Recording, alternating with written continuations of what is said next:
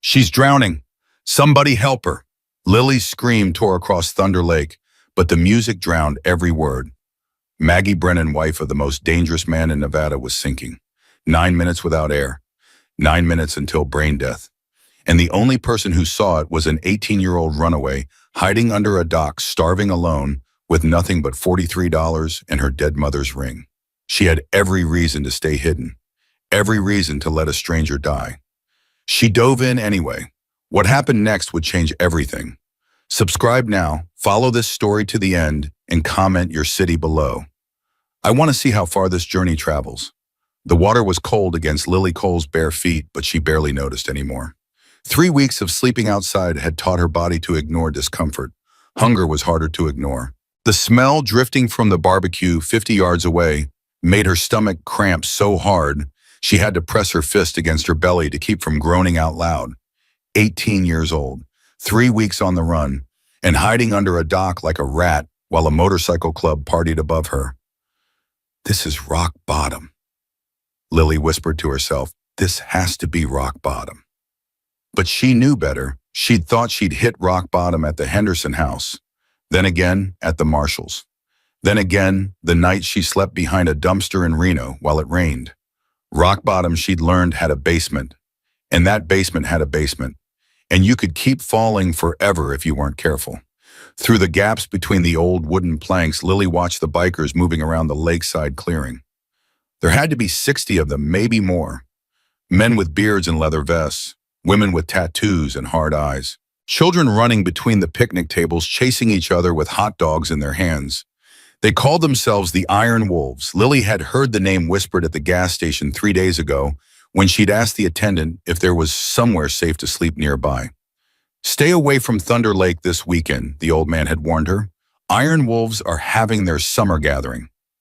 Those are Hell's Angels, girl. Real ones. You don't want any part of that. But Lily had nowhere else to go. The lake had a dock. The dock had shadows underneath, and shadows were the closest thing to safety she'd known in 3 weeks. So here she was watching dangerous people eat hamburgers while her own stomach tried to digest itself. Maggie, you want another beer? The shout came from somewhere near the grills. Lily's eyes tracked to the source, a heavy-set man with a red bandana wrapped around his bald head. I'm good, Tony, a woman's voice called back. Saving room for dessert. Lily found the woman easily. She'd been watching her for the past 2 hours. Maggie Brennan. Silver-streaked hair that caught the late afternoon sun. A black tank top that said Property of Iron across the back. Jean shorts and bare feet. She moved through the crowd like a queen moving through her court, stopping to hug this person, kiss that person's cheek, ruffle a child's hair. Everyone loved her. That much was obvious, and everyone feared the man who stood beside her and Jack Iron Brennan, president of the Iron Wolves, 6 feet 4 inches of muscle and menace, gray beard, cold eyes, hands that looked like they could crush a man's skull without much effort. But when he looked at his wife, those cold eyes went soft. When she whispered something in his ear, his scarred face broke into a smile that transformed him completely. 25 years married, Lily had heard someone say. 25 years, and he still looks at her like that. 25 years. Lily couldn't imagine it. She couldn't imagine 25 days of stability, let alone 25 years. The longest she'd stayed in any foster home was 11 months, and that had ended with a broken arm and a lie she'd been forced to tell the social worker. Fell down the stairs, she'd said, her arm throbbing in its cast. Just clumsy, I guess. The social worker hadn't believed her. Lily had seen it in her eyes, but believing and acting were 2 different things, and the system was overloaded, and there was nowhere else to put her, and so she'd gone back to that house for another 3 months until she aged out of one program and into another. Foster care was supposed to end at 18. Freedom, they'd called it. Independence. What a joke. Freedom meant no more checks for the families who'd housed her. Independence meant she was finally completely, utterly alone. Lily had lasted 2 weeks in the group home they transitioned her to. Then Marcus Henderson had shown up as a volunteer mentor, and everything had gone to hell. She still remembered his hand on her shoulder, the way he'd leaned in too close, the smell of his cologne, sweet and heavy and wrong.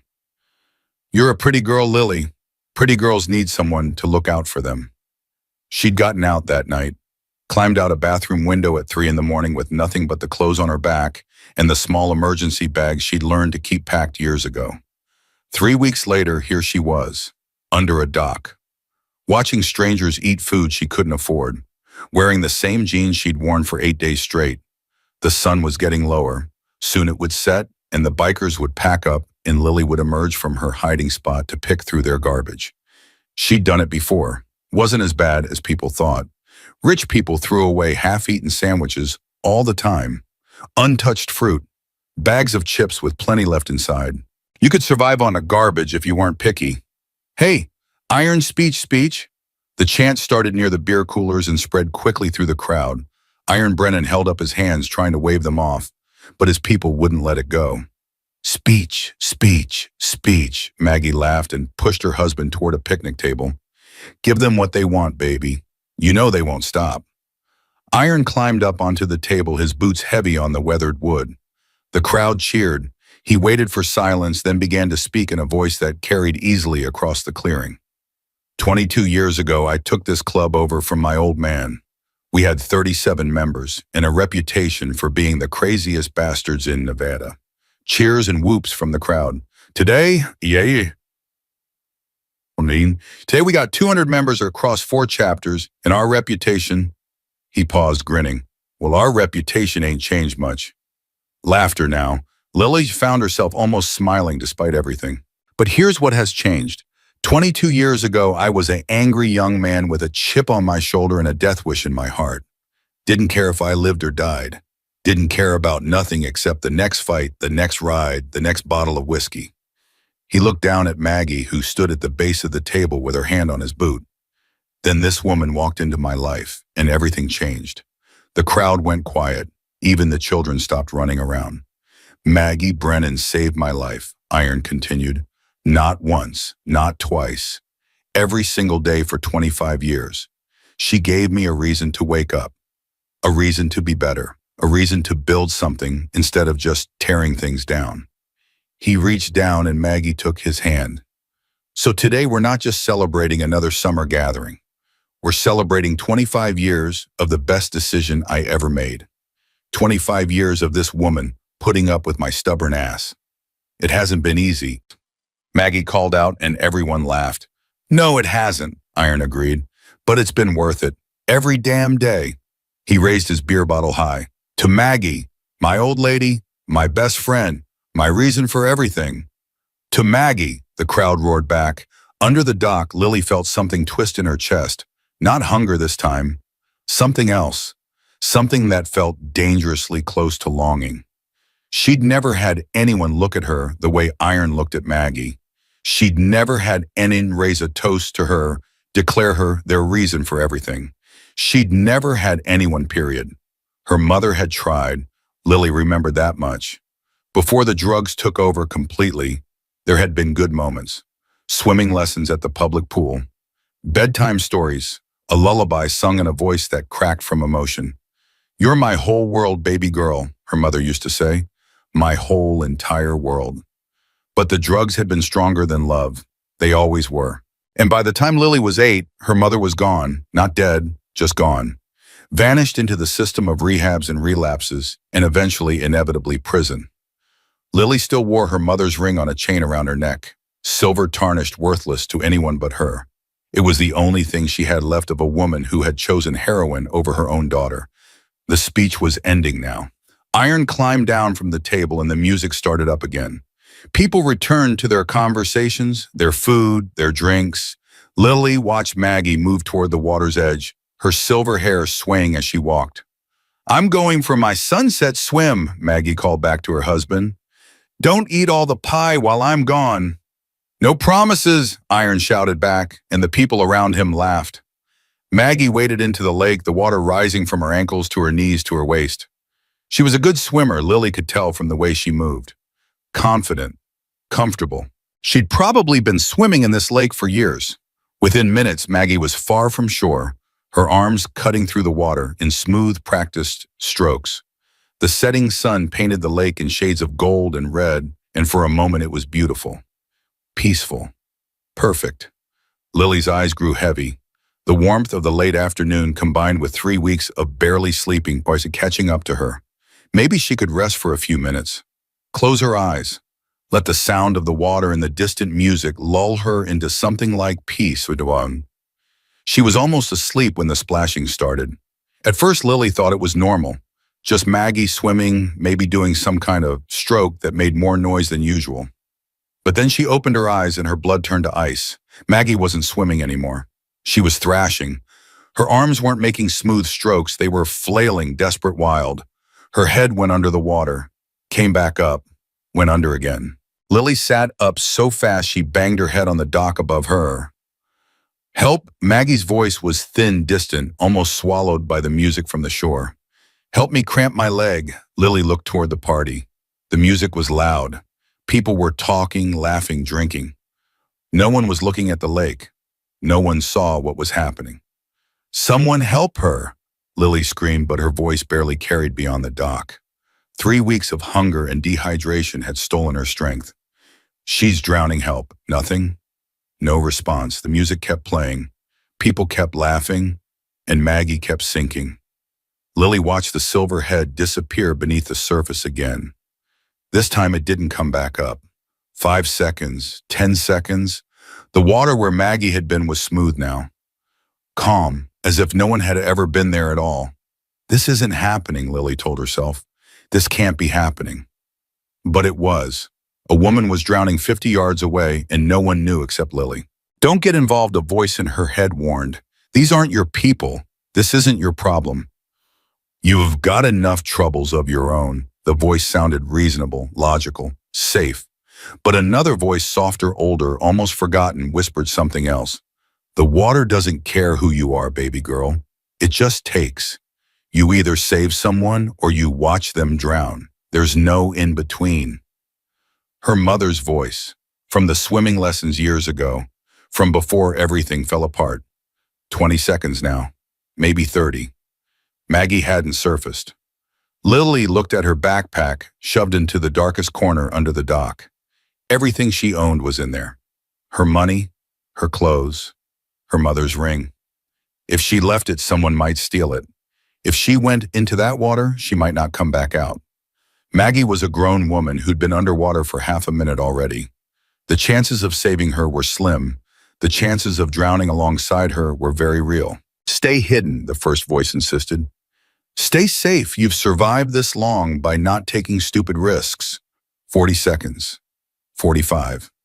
And then Lily was moving. She didn't decide to move. Her body just did it. Her hands shoved the backpack deeper into the shadows. Her feet kicked off her worn sneakers. Her legs propelled her out from under the dock and into the fading sunlight. The lake water hit her like a slap, colder than she expected, shocking after hours in the warm air under the dock. It rose to her knees, her waist, her chest. Then the bottom dropped away, and she was swimming, her arms and legs working together in a rhythm she hadn't used in years, but had never forgotten. Her mother had taught her well. Lily swam toward the spot where she'd last seen Maggie, counting seconds in her head. 55, 60, 65. Every second mattered. Every second was brain cells, dying organs, shutting down, the distance between life and death growing wider. When she reached the right area, or what she hoped was the right area, she stopped treading water, looking around desperately. Nothing but ripples and reflections. She would have to go down. Lily filled her lungs with air, as much as they could hold. Then she dove. The water was murky green-brown with algae and sediment stirred up by summer swimmers. Lily couldn't see more than a few feet in front of her, her hands stretched out, reaching, searching, finding nothing but water and weeds. Her lungs started to burn. She'd been under for maybe 20 seconds. She needed more time. Maggie needed more time. Lily kicked deeper, fighting against her body's desperate urge to surface. The pressure built in her ears, her chest, her head. Spots danced at the edges of her vision. And then through the murk, she saw something pale. An arm. A leg. Silver hair floating like seaweed. Maggie lay at the bottom of the lake, her eyes closed, her body still. Her foot was tangled in something, old fishing line wrapped around a submerged branch, holding her down like an anchor. Lily's lungs screamed for air. Her body demanded she surface. But she swam toward Maggie instead, reaching for the tangled foot, her fingers finding the fishing line and pulling. It wouldn't break. Lily pulled harder, the thin line cutting into her fingers. Blood clouded the water around her hands, but she didn't stop. Couldn't stop. Her vision was going dark at the edges. Her chest felt like it would explode. The line snapped. Lily grabbed Maggie around the waist and kicked. Kicked with everything she had. The surface was so far away. Too far. They weren't going to make it. They were both going to die at the bottom of this lake, and no one would even know until their bodies floated up days later. But Lily kept kicking, and the darkness kept growing. Just when she thought her lungs would give out, she broke through to air and light and sound. She gasped, choked, spit out lake water. Maggie was dead weight in her arms, not breathing, not moving. The shore looked impossibly far away. The music was still playing. People were still laughing. "Help!" Lily screamed, her voice stronger now, raw with desperation. "Help us, please!" This time someone heard. Tony, the bald man with the red bandana, looked up from the grill. His eyes went wide. His mouth opened in a shout that finally cut through the music. "Holy shit! Maggie's in the water! Something's wrong!" Everything after that happened fast. People started running toward the lake. Iron Brennan was the first one in the water, moving faster than a man his size should be able to move. His face was a mask of pure terror, not the cold, controlled expression of a dangerous man, but the raw panic of a husband watching his wife die. "Maggie, baby, hold on, I'm coming." He reached them in seconds, his powerful arms churning through the water. He grabbed Maggie from Lily, pulling her against his chest, turning immediately towards shore. "Is she breathing?" someone shouted. "I don't know." Iron's voice cracked. "I don't know. She's not moving. She's not." Other hands grabbed Lily, pulling her toward the beach. She was too exhausted to swim anymore, too drained to do anything but let herself be carried. By the time her feet touched bottom, Iron had already laid Maggie on the sand. Her skin was blue-gray. Her lips were purple. Her chest wasn't moving. Iron started CPR, his massive hands pressing down on Maggie's sternum, his mouth covering hers to breathe air into her lungs. "Come on, baby. Come on. Don't you leave me. Don't you dare leave me." Push, push, push. Breathe, push, push, push. Breathe. Lily stood at the edge of the crowd, dripping wet, shivering despite the warm evening air. Her cut fingers dripped blood onto the sand. Her whole body shook with exhaustion and adrenaline, and something else, fear maybe. Or shock. She couldn't tell anymore. A woman with short red hair appeared beside her. Ruby, someone had called her earlier. Ruby, the enforcer's wife. Ruby, who kept the books and asked the hard questions and didn't suffer fools. "You pulled her out?" Ruby asked, her voice sharp. Lily nodded, unable to speak. "Where did you come from? You're not one of us." Lily's voice came out as a croak. She swallowed, tried again. "I was under the dock, hiding. I saw her go under." Ruby's eyes narrowed. "Hiding? For how long?" 3 days. Before Ruby could respond, someone in the crowd gasped. Lily looked toward Maggie and saw something that made her heart stop. Maggie's body was still. Iron had stopped doing CPR. His hands were on his face, his shoulders shaking. "No," Lily thought. "No, no, no. This can't be happening. I got to her. I pulled her out. She can't be." And then Maggie coughed. Water erupted from her mouth and she turned onto her side, coughing and choking and gasping for air. Her eyes flew open, blue, confused, alive. "Dave," she croaked, reaching for her husband with a trembling hand. What happened?" Iron gathered her into his arms, holding her like she might disappear if he let go. His whole body shook with sobs. "You're okay," he kept saying. "You're okay, you're okay, thank God you're okay." The crowd around them erupted, cheers and crying and prayers of thanks. Someone called 911. Someone else ran to get blankets. In the chaos, Lily started to back away. She'd done what she could. Maggie was alive. Now it was time to get her backpack and disappear before anyone started asking more questions. She'd taken 3 steps toward the dock when Iron's voice cut through the noise. "Wait!" Lily froze. Iron was looking at her now, his arms still wrapped around his wife. His eyes were red from crying, but there was something else in them too. Something intense and focused. "You," he said. "The girl who pulled her out. Come here." Every instinct, Lily had screamed at her to run. These were hell's angels. Dangerous people. She'd been spying on them for 3 days. They could hurt her, kill her. make her disappear without a trace, but her legs wouldn't move. And something in Iron's voice, not threatening, not cold, but almost grateful, kept her rooted in place. Slowly, she walked toward the group gathered around Maggie. Iron studied her as she approached.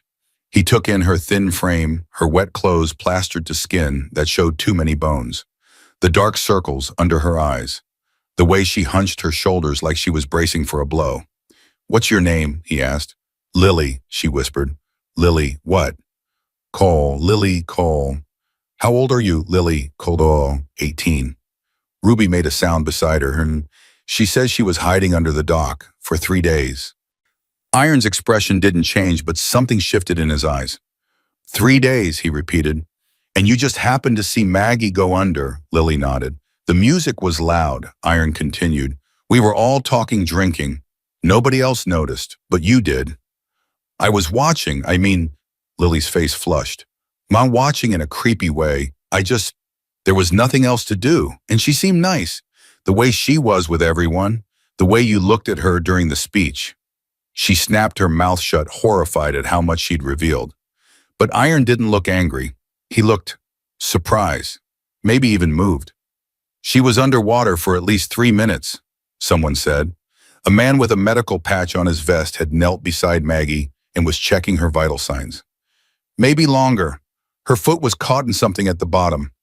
This girl must have dove down and freed her." "Fishing line," Lily said quietly. "Old line wrapped around a branch. It wouldn't break. I had to."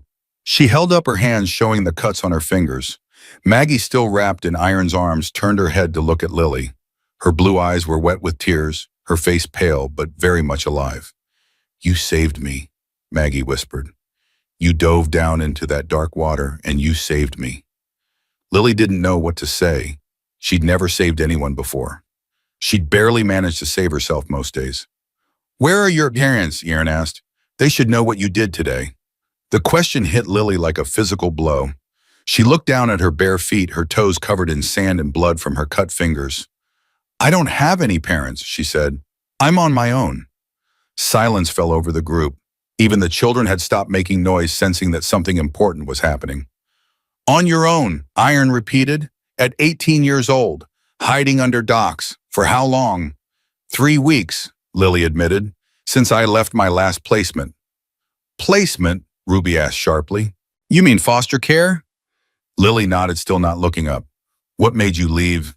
This from Maggie, her voice gentle despite her ordeal. The question hung in the air.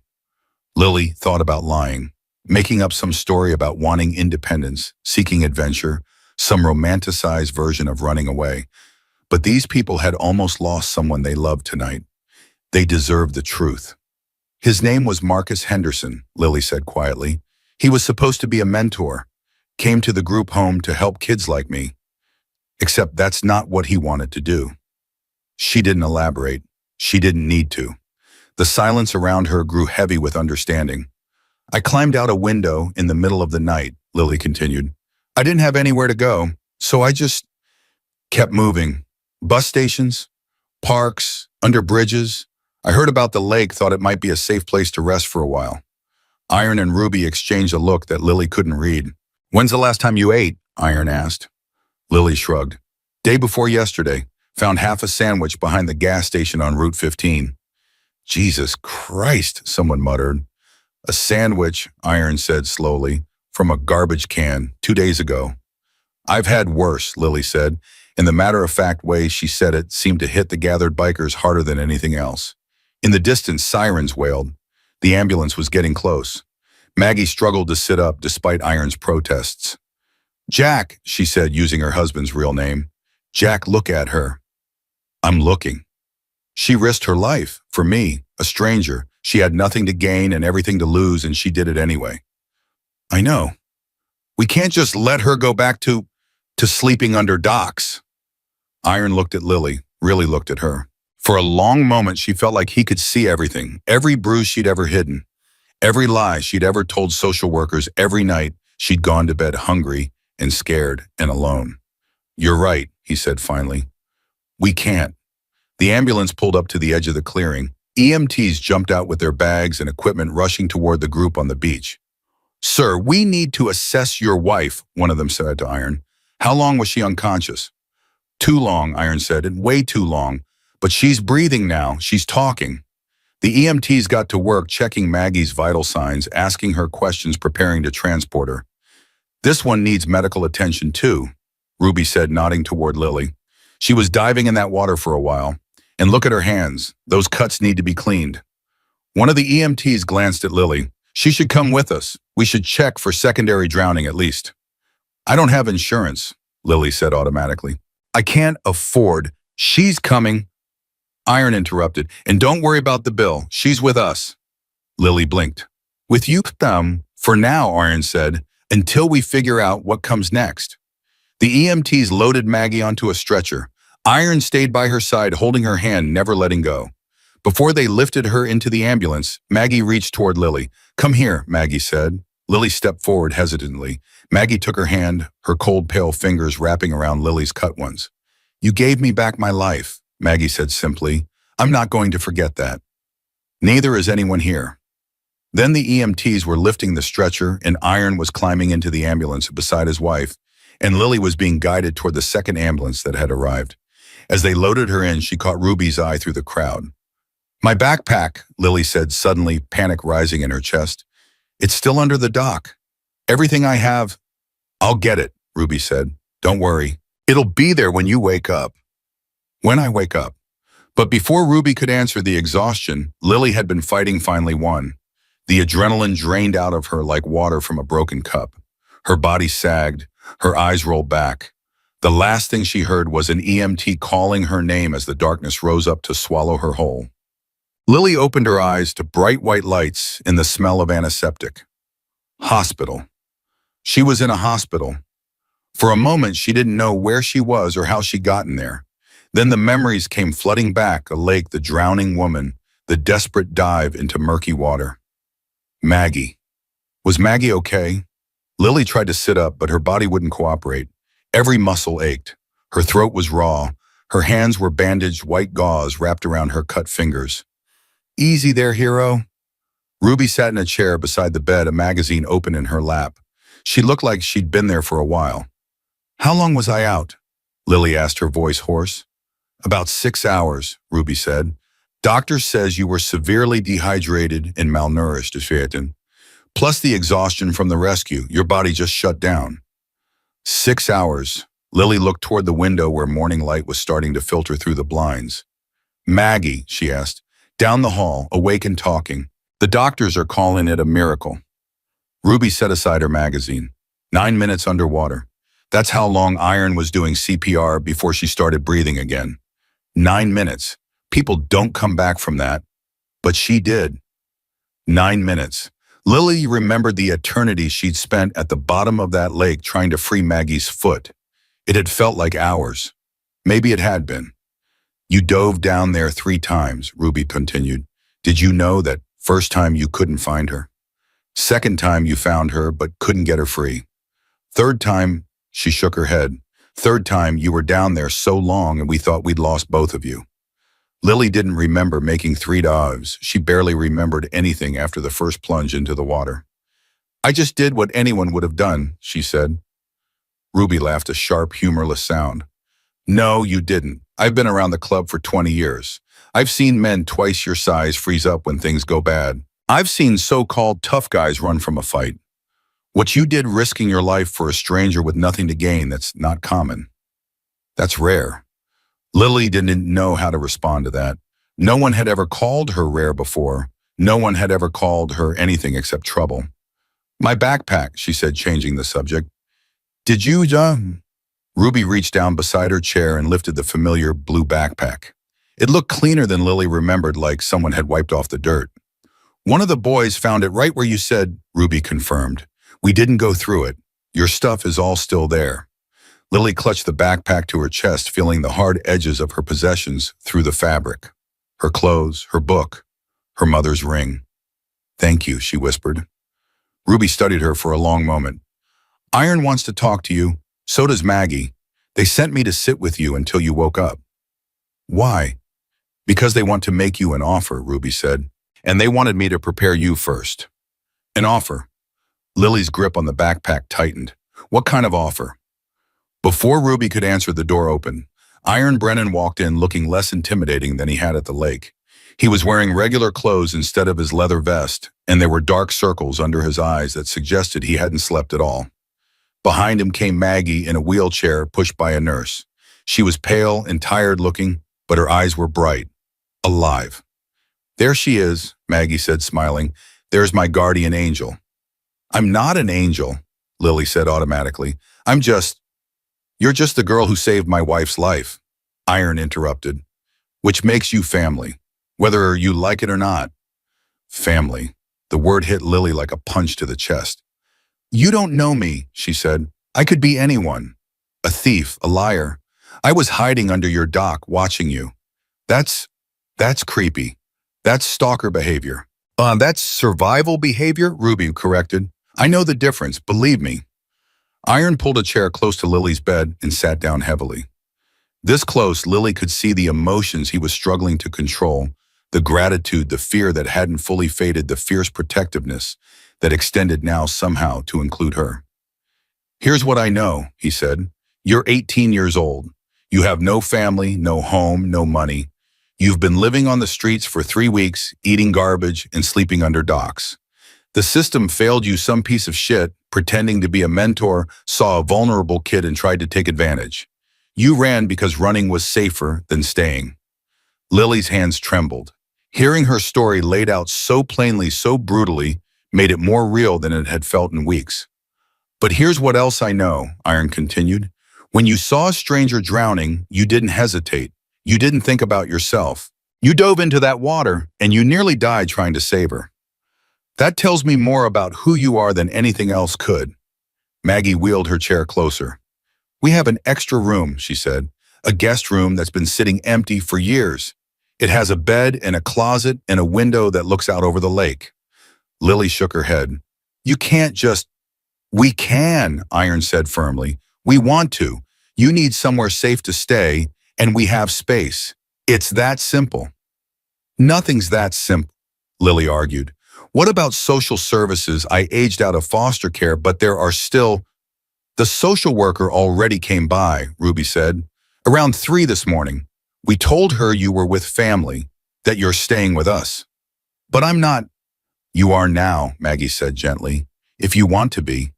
Lily looked at the 3 faces surrounding her bed, Iron with his scarred hands and soft eyes, Maggie alive and breathing because of something Lily had done, Ruby who understood about running away from men with wandering hands.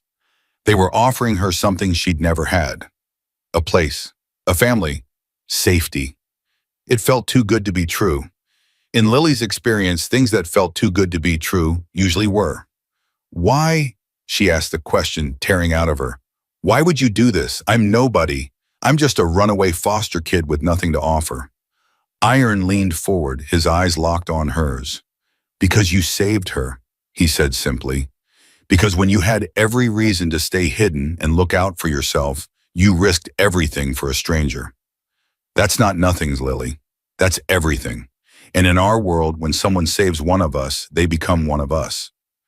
"Think about it," Maggie added. "That's all we're asking. Stay with us for a while. Get your feet under you. And then if you want to leave, we'll help you get wherever you want to go. No strings attached." Lily clutched her backpack tighter. Inside, pressed against her chest, she could feel the outline of her mother's ring. "Water can save you or kill you," her mother had said years ago in that chlorine-filled public pool. "Respect it, but don't fear it." The water had almost killed Maggie yesterday, but somehow, impossibly, it had given Lily something she'd thought she'd never have. A chance. "Okay," she heard herself say. "I'll stay, for now." Iron nodded once as if he had expected nothing less. Maggie's face broke into a smile that made her look years younger, despite her exhaustion. "One more thing," Ruby said, reaching into her bag. She pulled out a phone, new still in its packaging. "Iron wanted you to have this, so you can call us if you ever need anything." Lily stared at the phone like it might bite her. "I can't accept that. It's too much." "It's not enough," Iron said, "but it's a start." He stood up, moving toward the door. Maggie's nurse started to wheel her back out too. "Rest today," Maggie called over her shoulder. "When the doctor clears you, we'll take you home." And Lily, "Oh, yeah." Thank you for everything." Then they were gone and Lily was alone with Ruby, who was watching her with an expression Lily couldn't quite read. "What?" Lily asked. "Nothing," Ruby said. "Just wondering what you're thinking right now." Lily looked at the phone in her hands, then at her backpack with everything she owned inside, then at the bandages wrapped around her fingers, proof of what she'd done in that lake. "I'm thinking," she said slowly, "that I don't know how to be someone's family. I don't know how to have a home. I've been on my own so long, I don't know how to be any other way." Ruby nodded. "That's fair. But here's the thing about the Iron Wolves. We're all damaged goods. Every single one of us. We've all got stories we don't tell in polite company. But we figured out how to be family anyway. How to look out for each other. How to have each other's backs." She stood up, gathering her magazine. "You'll learn, if you want to, and if you don't," she shrugged.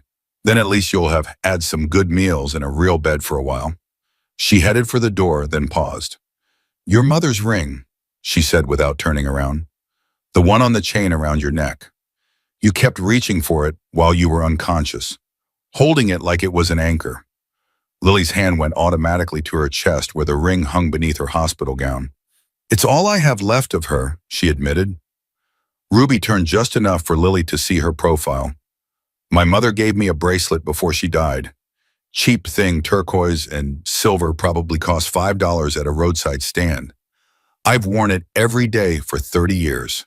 She held up her wrist and Lily saw the bracelet faded, the turquoise cracked in places, but clearly loved. "Some things aren't about what they're worth," Ruby said. "They're about what they mean.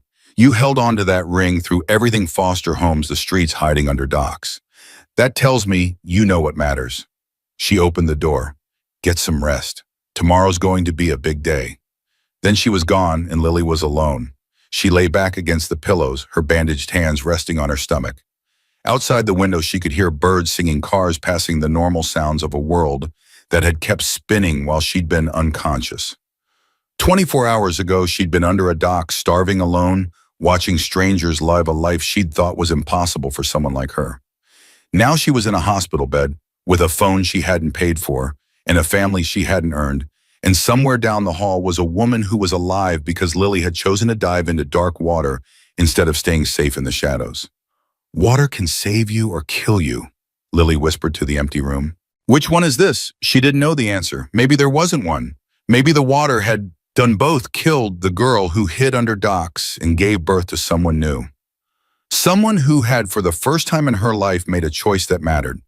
Someone who had saved a stranger's life. Someone who had a place to go. Lily closed her eyes and for the first time in 3 weeks, she slept without dreaming of running. The drive from the hospital to Iron and Maggie's house took 20 minutes, but to Lily it felt like crossing into another universe. She sat in the back seat of Ruby's pickup truck, her backpack clutched on her lap, watching unfamiliar streets pass by the window. Her bandaged hands throbbed with each heartbeat. The cuts from the fishing line were deeper than she'd realized. The doctor had needed 12 stitches total. "You okay back there?" Ruby asked, glancing in the rearview mirror. "Fine," Lily said automatically. It was the answer she always gave. Fine. She'd been fine when foster parents forgot to feed her. Fine when other kids stole her things. Fine when grown men looked at her in ways that made her skin crawl. Fine was a shield. Fine kept people from asking more questions. Ruby didn't push. She just nodded and turned her attention back to the road. Iron was driving ahead of them on his motorcycle, the rumble of the engine audible even through the closed windows.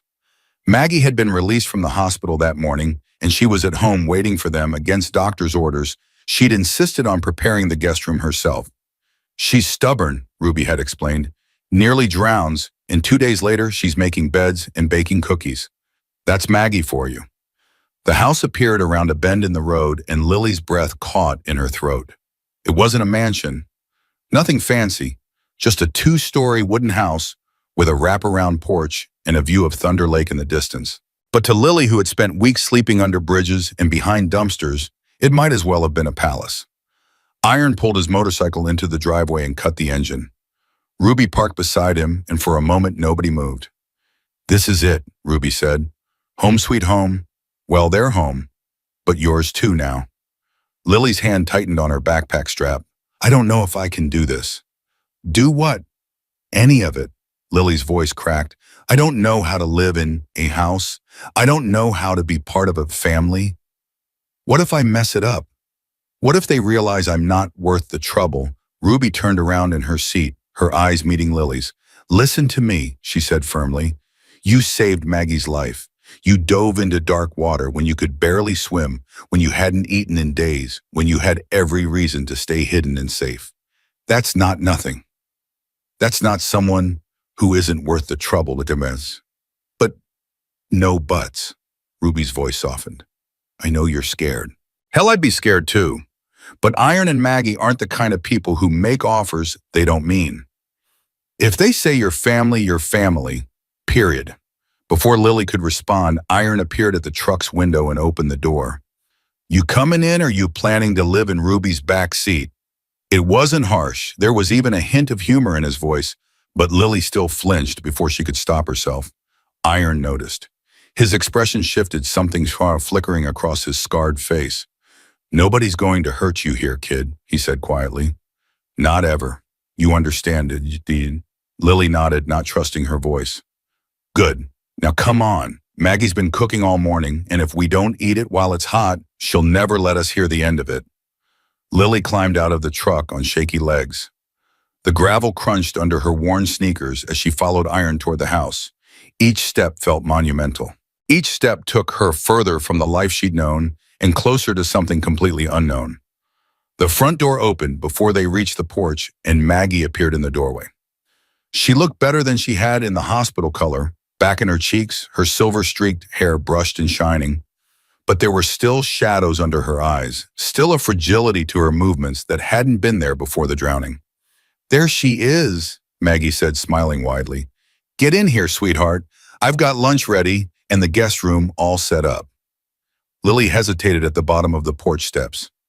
Mrs. Brennan, I really appreciate everything, but I don't want to be a burden. If this is too much trouble. First of all, it's Maggie, not Mrs. Brennan. That makes me sound like my mother-in-law, God rest her soul. Maggie came down the steps and took Lily's unbandaged hand. Second of all, you saved my life. Having you here isn't a burden. It's an honor. But you don't know me, Lily protested weakly. Then we'll get to know each other, Maggie said simply. That's how it works. Now come inside before the soup gets cold. She tugged Lily up the steps and through the front door, leaving no room for further argument. The inside of the house smelled like chicken soup and fresh bread. Lily's stomach cramped painfully at the scent, real food, homemade food, not scraps from a dumpster or half-eaten sandwiches from gas station trash cans. Sit, Maggie commanded, pointing to a chair at the kitchen table. You too, Jack. Ruby, you're staying for lunch. Wouldn't miss it, Ruby said, sliding into a seat. Iron sat down heavily, his bulk making the wooden chair creak. Lily perched on the edge of her own chair, ready to bolt at the first sign of trouble. Maggie ladled soup into bowls, the steam rising in fragrant clouds. She set the first bowl in front of Lily along with a thick slice of bread slathered with butter. Eat, Maggie said. Doctor said you were malnourished. We're going to fix that. Lily stared at the food. Her hands trembled as she picked up the spoon. The first taste nearly made her cry. It was just chicken soup, nothing fancy. But it was hot and rich and made with care, and Lily couldn't remember the last time someone had cooked something specifically for her. Good, Maggie asked, watching her. Lily nodded, not trusting herself to speak without breaking down completely. They ate in relative silence for a few minutes. Lily tried to pace herself to eat slowly like a normal person, but her body had other ideas. Before she knew it, the bowl was empty, and she was staring at the bottom, mortified. More, Maggie asked, already reaching for the ladle. I couldn't. You can and you will. Maggie refilled the bowl. You've got weeks of missed meals to make up for. Eat as much as you want. 3 bowls later, Lily finally pushed back from the table. Her stomach was fuller than it had been in months, maybe years. She felt almost dizzy from it. Thank you, she said quietly. I don't have words. You don't need words, Iron said. Just keep eating like that, and Maggie will be happy forever. He's not wrong, Maggie admitted. I love feeding people. It's my thing. Ruby stood up, checking her phone. I need to head out. Club business. But Lily, she fixed the girl with a serious look. You need anything, you call me. My number's already in that phone Iron gave you. I will, Lily said, though she couldn't imagine actually calling anyone for help. She'd never had that luxury before. Ruby left, and suddenly it was just the three of them, Lily, Aaron, and Maggie, sitting in a kitchen that smelled like home. So, Iron said, leaning back in his chair, we should talk about what happens next. Lily's stomach clenched despite the food in it. Here it came. The conditions, the rules, the catch. We're not going to keep you prisoner here, Iron continued. You're 18, legally an adult. You can leave whenever you want. But while you're here, there are some things we need to discuss. Like what? Lily asked warily. Like the fact that we want to become your legal guardians. The words hit Lily like a truck. She stared at Iron, certain she'd misheard. What? Maggie reached across the table and took Lily's hand. We talked about it last night. Well argued about it, really. Jack thought it was too soon to bring up. I thought waiting would be stupid. Guardians, Lily repeated the word foreign on her tongue. But I'm 18. I don't need guardians. Not legally, no, Iron agreed. But having us as official guardians gives you certain protections. Health insurance, a permanent address, someone to call in an emergency. It doesn't change anything about your freedom. You're still an adult, still able to make your own choices. It just gives you a safety net. Lily's mind raced. She'd never had a safety net. She'd never had anyone willing to catch her if she fell. Why, Paolo? She asked, the question coming out more desperate than she intended. Why would you do this? You barely know me. Iron and Maggie exchanged a look, the kind of look that spoke of decades of marriage, of conversations held without words. Because it's the right thing to do, Maggie said finally. Because someone should have done it years ago and nobody did. Because I looked into your eyes when you were pulling me out of that water and I saw something I recognized. What? Loneliness, Maggie said softly. The kind that goes bone deep, the kind that makes you think you're not worth saving. Lily's throat tightened. You dove into that lake expecting to die, Maggie continued. Don't deny it. I saw it in your face when they pulled us out. You weren't thinking about surviving. You were just thinking about saving mi amo. That's not... It is. Maggie's grip on Lily's hand tightened. And I want you to know something, Lily Cole. You are worth saving. You are worth fighting for. And as long as I'm breathing, which is only because of you, I'm going to make sure you know that. Lily felt something crack inside her, something she'd built years ago, a wall to keep out hope, because hope always led to disappointment. I don't know how to do this, she whispered. I don't know how to be someone's anything. Neither did I, Iron said gruffly. When I met Maggie, I was a mess, angry at the world, angry at myself. I didn't know how to love someone without destroying them. But she taught me, slowly, painfully, and now, he reached over and put his massive hand over his wife's. Now I can't imagine my life without her, he finished. That's what family does. It teaches you things you never knew you needed to learn. Lily looked at their joined hands, at the simple gold bands they both wore, at the easy intimacy of people who had been together for 25 years. Can I think about it? She asked. The guardian thing. I need time. Take all the time you need, Maggie said. The offer doesn't expire. Iron stood up his chair, scraping against the floor. I've got to head to the clubhouse for a few hours. Club business. Maggie, you should rest. And Lily. He paused, looking down at her. Welcome home, kid. Then he was gone, the rumble of his motorcycle fading into the distance. Maggie stood up too, starting to clear the dishes. Lily jumped to her feet immediately. Let me help. You don't have to. I want to. Lily gathered the bowls, careful with her bandaged hands. Please, I need to do something. Maggie smiled. All right, you wash, I'll dry. They worked side by side at the sink, the warm water soothing Lily's aching fingers through the bandages. The silence between them was comfortable, not awkward.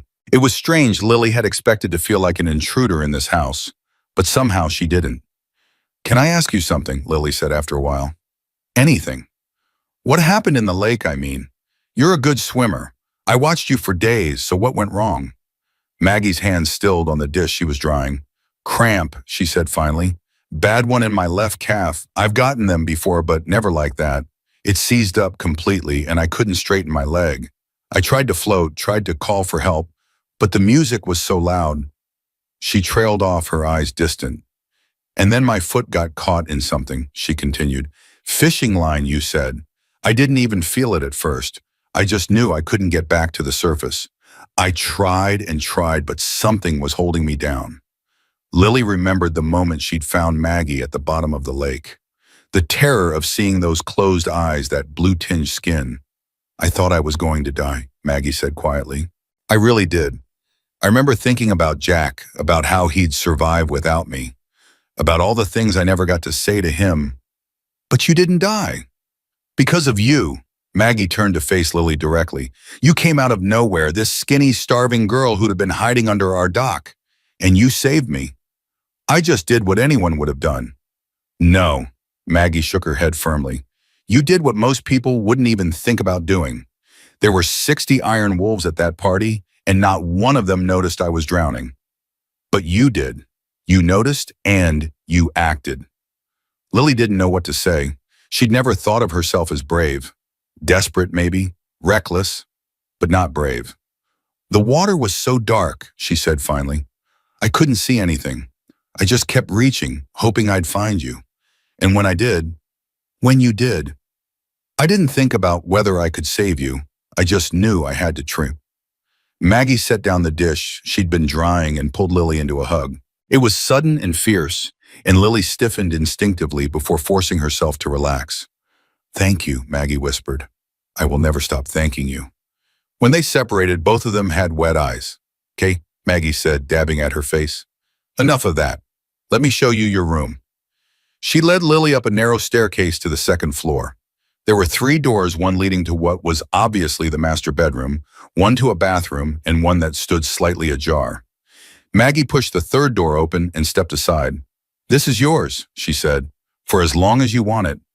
Lily stepped into the room and stopped breathing. It wasn't large, just a bed with a blue comforter, a dresser with a mirror, a small desk by the window.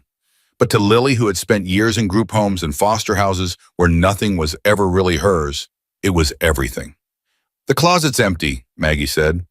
Ready for your things. And the window looks out over the lake, same lake, but from a different angle. I thought you might like that. Lily walked to the window and looked out. She could see Thunder Lake in the distance, sparkling in the afternoon sun. From here it looked peaceful, beautiful, not like a place where someone had almost died. It's perfect, she said, her voice thick. There's one more thing.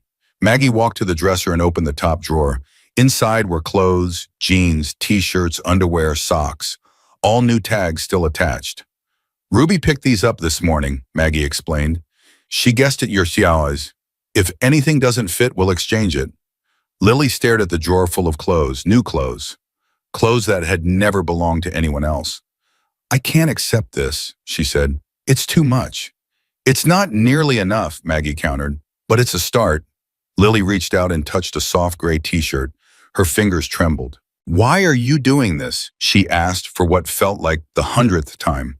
I keep asking and you keep answering, but I still don't understand. People don't just take in strangers. People don't just buy clothes for someone they met 2 days ago. Maggie sat down on the edge of the bed and patted the space beside her. Lily hesitated, then sat. I'm going to tell you something I don't talk about much, Maggie said. When I was your age, maybe a year older, I was in a bad situation. Real bad. There was a man who... She paused, her jaw tightening. Well, you can probably imagine. Lily could all too well. I ran, Maggie continued, like you did. Ended up on the streets, no money, no family, no hope. I thought I was going to die out there. Actually hoped for it some days. What happened? I met Jack. A small smile crossed Maggie's face. He found me sleeping behind the clubhouse one night. I thought he was going to hurt me or throw me out. Instead, he gave me his jacket and a hot meal and a place to stay. Just like that. Just like that. He didn't ask for anything in return. Didn't want anything from me except for me to be safe. Maggie's eyes grew distant with memory. It took me months to believe it was real. Months to stop waiting for the other shoe to drop. But it never did. And you married him. Eventually, after he proved himself about 1,000 times over. Maggie turned to look at Lily. My point is, I know what it's like to be where you are. I know how hard it is to trust anyone. But Jack gave me a chance when no one else would, and it changed my entire life. I want to do the same for you." Lily felt tears threatening again. She blinked them back fiercely. "I don't know if I can be what you want me to be," she admitted. "I don't know if I can be a daughter or a family member or whatever this is supposed to turn into." "You don't have to be anything," Maggie said firmly. "Just be yourself. That's enough." The words hit Lily harder than anything else that had been said today. Just be yourself. That's enough. No one had ever told her that before. Not the social workers, not the foster families, not the counselors or teachers or anyone else who'd cycled through her life. Everyone had always wanted her to be something else, quieter, more grateful, less trouble. But Maggie was looking at her with nothing but acceptance in her eyes. No expectations, no demands, just acceptance. "Okay," Lily said finally. "I'll stay. I'll try." Maggie's face broke into a smile that lit up the whole room. "That's all we ask." She stood up and headed for the door, then paused. "Dinner's at 6? Nothing fancy, just pasta?" "Jack should be back by then." She hesitated. "And Lily?" "The bathroom's right next door. There's shampoo and soap and clean towels. Take as long as you want." She closed the door gently behind her. Lily sat on the bed, her bed, and looked around the room. Her room. The tears she'd been holding back finally came, silent and hot, streaming down her face and dripping onto the blue comforter. She cried for the little girl who'd lost her mother to drugs, for the child who'd bounced from foster home to foster home, never belonging anywhere, for the teenager who'd learned that the only person she could rely on was herself. She cried for the woman she might become if she could let herself believe that this was real. And when the tears finally stopped, she got up, grabbed the softest clothes from the drawer, and headed to the bathroom for the first real shower she had had in 3 weeks. The hot water felt like absolution. 2 hours later, Lily came downstairs to find Iron back from the clubhouse. He was sitting at the kitchen table with Maggie, their heads bent together over some papers. They looked up when Lily appeared in the doorway. "Well, look at you," Maggie said warmly. "Clean clothes, clean hair. You look like a new person." Lily touched her still damp hair self-consciously. "I hope that's a good thing." "It's a great thing. Come sit. Jack has something to tell you." Lily's stomach tightened. She sat down across from them, bracing herself. "So," Iron began, "I made some calls this afternoon about Marcus Henderson." Lily's whole body went cold as Shaba. "What? The man from the group home? The mentor who made you run?" Iron's voice was flat, controlled, but there was something dangerous underneath it. "I wanted to know more about him." "Why?" Lily's voice came out as a whisper. "Why would you do that?" "Because what he did to you, what he tried to do, that's not something that gets swept under the rug. Not in my world." "Jack," Maggie said warningly. "I'm not going to do anything illegal," Iron said, though his expression suggested he'd very much like to. "But I have friends in law enforcement, good people who owe me favors, and I asked them to look into Henderson." Lily's heart was pounding so hard she could hear it in her ears. "What did they find?" Iron slid one of the papers across the table to her. It was a printout, a news article dated 3 weeks ago. "Marcus Henderson was arrested 2 days after you ran," Iron said. "Another girl came forward, reported what he did to her. The police found evidence on his computer. Bad evidence. He's being held without bail." Lily stared at the article. The words blurred and swam before her eyes. "He's in jail," she asked, not quite believing it. "He's in jail, and he's not getting out anytime soon." Iron leaned forward. "You're not the only one he hurt, Lily, but because you ran, because you got away, you might have saved yourself from something much worse." "I thought," Lily swallowed hard, "I thought no one would believe me. I thought if I reported him, they'd just send me back." "The system failed you," Maggie said gently. "It fails a lot of kids, but that doesn't mean everyone will." Lily looked at the paper again. Marcus Henderson, arrested, in jail. She'd been so scared. For 3 weeks, she'd been looking over her shoulder, waiting for him to find her. And all along, he'd been behind bars. "There's more," Iron said. "The detective working the case wants to talk to you. Not to pressure you into anything, just to see if you have any information that might help build the case against Henderson." "You don't have to," Maggie added quickly. It's completely your choice. But if you want to, Jack can set up a meeting. Lily thought about the night she'd run, the fear, the desperation, the certainty that no one would help her, that she was completely alone. Yes, she said quietly. I'll talk to them. Iron nodded. I'll make the call. He stood up and left the room phone already in hand. Maggie reached across the table and squeezed Lily's hand. You're incredibly brave, she said. You know that, right? Lily shook her head. I don't feel brave. I don't know, like everything is happening too fast. That's okay. You don't have to feel brave to be brave. Maggie smiled. Now come help me with dinner. Cooking always helps me think. They made pasta together, nothing fancy like Maggie had said. Spaghetti with meat sauce and garlic bread. But Lily found herself enjoying it more than she'd expected, following Maggie's instructions, stirring the sauce, learning the small rituals of a kitchen that was slowly starting to feel like home. Iron came back as they were setting the table. Detective's coming by tomorrow morning, he announced. Name's Sarah Chen. She's good people. I told her your situation, that you're just getting settled. She said she'll be gentle. Thank you, Lily said, meaning it. They sat down to eat, and for a while the conversation turned to lighter topics. Iron told stories about the early days of the club. Maggie shared embarrassing anecdotes about their wedding. Lily mostly listened, but she found herself smiling more than she had in years. This is what normal feels like, she thought. This is what family feels like. The thought terrified her as much as it comforted her. After dinner, as Maggie was clearing the dishes, there was a knock at the front door. That'll be Tony, Iron said, pushing back from the table. He's dropping off some paperwork. But when he opened the door, it wasn't Tony. It was a woman Lily had never seen before. Tall, blonde, with cold eyes and a mouth set in a hard line. Hello, Jack, the woman said. It's been a while. Iron's whole body went rigid. What are you doing here, Caroline? I heard you took in a stray, some runaway who pulled Maggie out of the lake. The woman peered past Iron, her eyes finding Lily. Is that her? This doesn't concern you. Everything about this club concerns me. Or have you forgotten who my father was? The tension in the room spiked so suddenly that Lily could feel it pressing against her skin.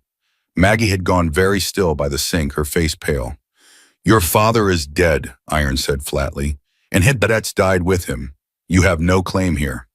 We'll see about that. Carolyn smiled, but there was no warmth in it. Enjoy your little rescue project, Jack. I'm sure it'll end well. She turned and walked away, disappearing into the darkness beyond the porch. Iron slammed the door shut. Who was that? Lily asked into the silence. Iron and Maggie exchanged a look heavy with history, weighted with secrets. Nobody, Iron said finally. Just a ghost from the past. But the way he said it made Lily certain that whoever Caroline was, she was anything but nobody. And whatever debt Iron had mentioned, it wasn't as dead as he claimed. Lily couldn't sleep that night. She lay in her new bed, staring at the ceiling, replaying Carolyn's cold smile over and over in her mind. The way Iron had tensed, the way Maggie had gone pale. Whatever history existed between them, it wasn't good. Around midnight, she heard voices downstairs. Low, urgent. She crept to her door and opened it a crack. Can't just ignore her, Jack. She's dangerous. Maggie's voice, scared in a way Lily hadn't heard before. I'm not ignoring her. I'm handling it. How by pretending she doesn't exist that worked so well last time. Last time was different. Last time someone died. Silence. Heavy and terrible. Lily's heart pounded against her ribs. Someone died. What had she walked into? I'll call a meeting tomorrow, Iron said finally. The whole club needs to know she's back. We'll figure this out together. And what about Lily? Another pause. What about her? Caroline saw her, and she knows we've taken someone in. If she thinks she can use that girl to get to us, she won't. You don't know that. I won't let it happen, Maggie. I swear on my life. Lily closed the door silently and pressed her back against it. Her hands were shaking. She thought she was escaping one dangerous situation by diving into that lake. Instead, she'd landed in another one. Part of her wanted to grab her backpack and run. It's what she knew, what she was good at. Running had kept her alive this long. But another part, a newer, more fragile part, remembered Maggie's soup, Iron's gruff kindness. The first real bed she'd slept in for months. She wasn't ready to give that up. Not yet. Morning came gray and overcast. Lily dressed in her new clothes jeans that actually fit a soft blue sweater and went downstairs to find Maggie alone in the kitchen. Coffee? Maggie asked as if nothing had happened last night. Please. They sat across from each other at the kitchen table. Lily wrapped her hands around the warm mug, gathering courage. Who is Caroline? She asked. Maggie's cup paused halfway to her lips. You heard us talking. Some of it. Maggie set down her coffee with a sigh. I suppose you deserve to know. You're living here now. You should understand what you've gotten yourself into. Tell me. Maggie took a deep breath. Caroline's father was Victor Holt. He was the president of the Iron Wolves before Jack. A long time ago, before I came along. What happened to him? He died. Prison riot about 15 years back. But before that, Maggie's jaw tightened. Victor was not a good man. He ran the club like a dictatorship. Drugs, guns, things I won't even name. Jack was his second in command, but he hated what Victor was turning the club into. So Jack took over. Not exactly. There was a conflict. Victor accused Jack of betrayal, tried to have him killed. It didn't work. Victor ended up in prison for a long list of crimes, and Jack took over the club. Cleaned it up, made it what it is today. Lily processed this. And Caroline? Caroline was Victor's daughter, his princess. She worshipped her father, blamed Jack for his downfall. She disappeared after Victor went to prison. We thought she'd moved on, built a life somewhere else. Maggie's voice hardened. Apparently we were wrong. What does she want? I don't know, revenge maybe, or money. Victor always claimed he had hidden assets, money the feds never found. Carolyn might think Jack knows where it is. Does he? Maggie met Lily's eyes. No. And even if he did, he'd never touch it. That money came from suffering, from drugs and trafficking, and worse. Jack would burn it before he'd spend a cent. The front door opened, and Iron walked in with Ruby close behind. Both of them looked grim. Detective Chen's here, Iron announced. She's waiting in the truck. Wanted to give you a minute to prepare. Lily's stomach dropped. She'd almost forgotten about the interview. I'll be fine, she said, standing up. Let's get it over with. Detective Sarah Chen was a small woman with sharp eyes and a kind smile. She shook Lily's hand firmly and suggested they talk on the porch where it was quiet. I know this is difficult, Chen said once they were settled. I want you to know that you're not in trouble. You're a witness, not a suspect. Anything you tell me will only help put Henderson away for longer. Lily nodded, her throat tight. Can you tell me about your interactions with Marcus Henderson? Lily closed her eyes. The memories she had tried so hard to bury came flooding back. He started coming to the group home about 6 months ago, she said slowly. Said he wanted to mentor the older kids, help us prepare for aging out of the system. And how did he interact with you specifically? At first, it seemed normal. He'd bring snacks, help with homework. The staff loved him. They thought he was this great guy giving back to the community. When did things change? Lily's hands clenched in her lap. About 2 months in, he started paying more attention to me, finding reasons to be alone with me. He'd put his hand on my shoulder, my back, tell me I was special, that he could tell I was different from the other kids. Did you tell anyone? I tried. I told one of the staff members. She said I was probably misreading things, that Mr. Henderson was just being friendly. Chen's expression remained neutral, but Lily saw something flicker in her eyes. Anger, maybe. What happened the night you left? Lily took a shaky breath. He cornered me in the laundry room. It was late, everyone else was asleep. He said he'd been waiting for me to turn 18 so things wouldn't be complicated. What did he do? He grabbed my arm, tried to kiss me. I kneed him and ran. Lily's voice cracked. I didn't stop running until I was 3 blocks away. Then I just kept going. Chen made notes on a small pad. You did the right thing, both by defending yourself and by leaving. It didn't feel like the right thing. It felt like running away. Sometimes running away is the bravest thing you can do. Chen looked up from her notes. Lily, would you be willing to testify against Henderson if this goes to trial? The question hung in the air. I don't know, Lily admitted. I've spent my whole life trying to be invisible, standing up in a courtroom, telling everyone what happened. You don't have to decide now, but I want you to know that your testimony could help put this man away for a very long time. He's hurt other girls, probably more than we even know about. Lily thought about the other kids at the group home, the younger girls who'd started to catch Henderson's attention, the ones she'd left behind. Yes, she said finally. If it goes to trial, I'll testify. Chen smiled. Thank you. That's incredibly brave. After the detective left, Lily sat on the porch alone for a while. Her whole body felt drained like she'd run a marathon. Talking about Henderson reliving those memories, it had cost her more than she'd expected. The screen door creaked open and Maggie came out with 2 cups of tea. Thought you might need this, she said, handing one to Lily. Thanks. They sat in silence for a while, watching the wind ripple across Thunder Lake in the distance. I was 17 when I testified against the man who hurt me, Maggie said quietly. It was the hardest thing I'd ever done. I had nightmares for months afterward. Did it help testifying? Yes and no. He went to prison, which helped. But the memories didn't go away. They never really do. Maggie turned to face Lily. What helped most was building a new life, finding people who loved me, creating something good out of something terrible. Is that what you think I'm doing? Building a new life? I think you're at a crossroads. You can let what happened to you define you, or you can use it to become stronger. Maggie smiled gently. From what I've seen, you're already choosing the second option. Before Lily could respond, Iron's motorcycle roared into the driveway. He wasn't alone. 3 other bikes followed close behind their riders wearing Iron Wolves vests. Club meeting, Maggie said, standing up. About Caroline, you should probably hear this too. They gathered in the living room, Iron, Maggie, Ruby, and 3 men Lily had seen at the lake, but hadn't officially met. Iron introduced them quickly. Tony, the bald man with the red bandana. Mike, a younger guy with sleeve tattoos. And Bear, an enormous man whose nickname was obviously well-earned. Caroline Holt is back, Iron began without preamble. She showed up at my door last night. The reaction was immediate. Tony cursed. Mike's face went hard. Bear cracked his knuckles loud enough to make Lily flinch. What does she want? Ruby asked.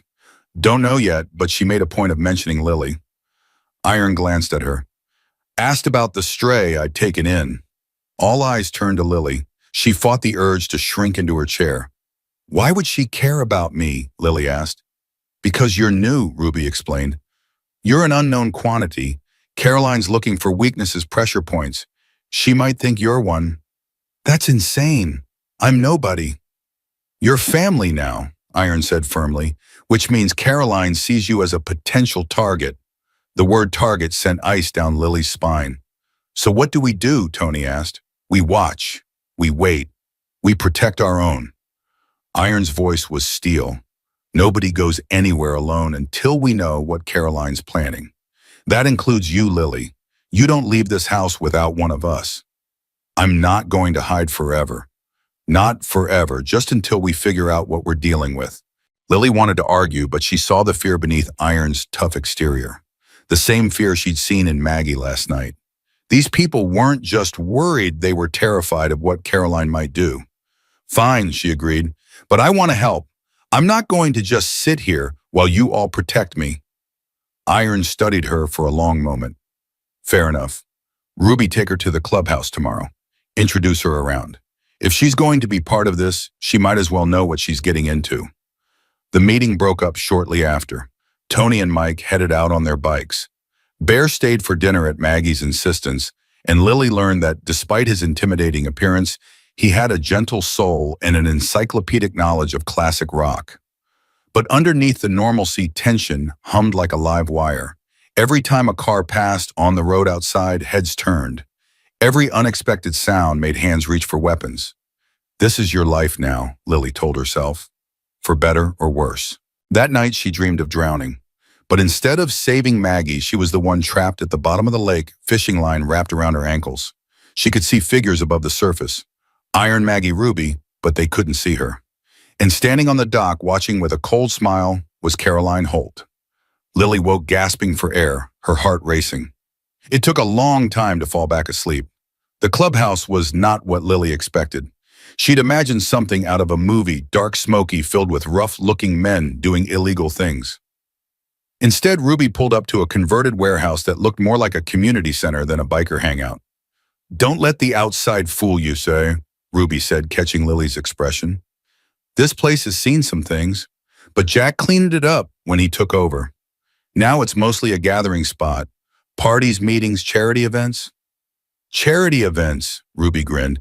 The Iron Wolves do a toy drive every Christmas. Biggest one in the county. Jack's idea. He said if people were going to fear us, they might as well respect us too. Inside the clubhouse was warm and surprisingly welcoming.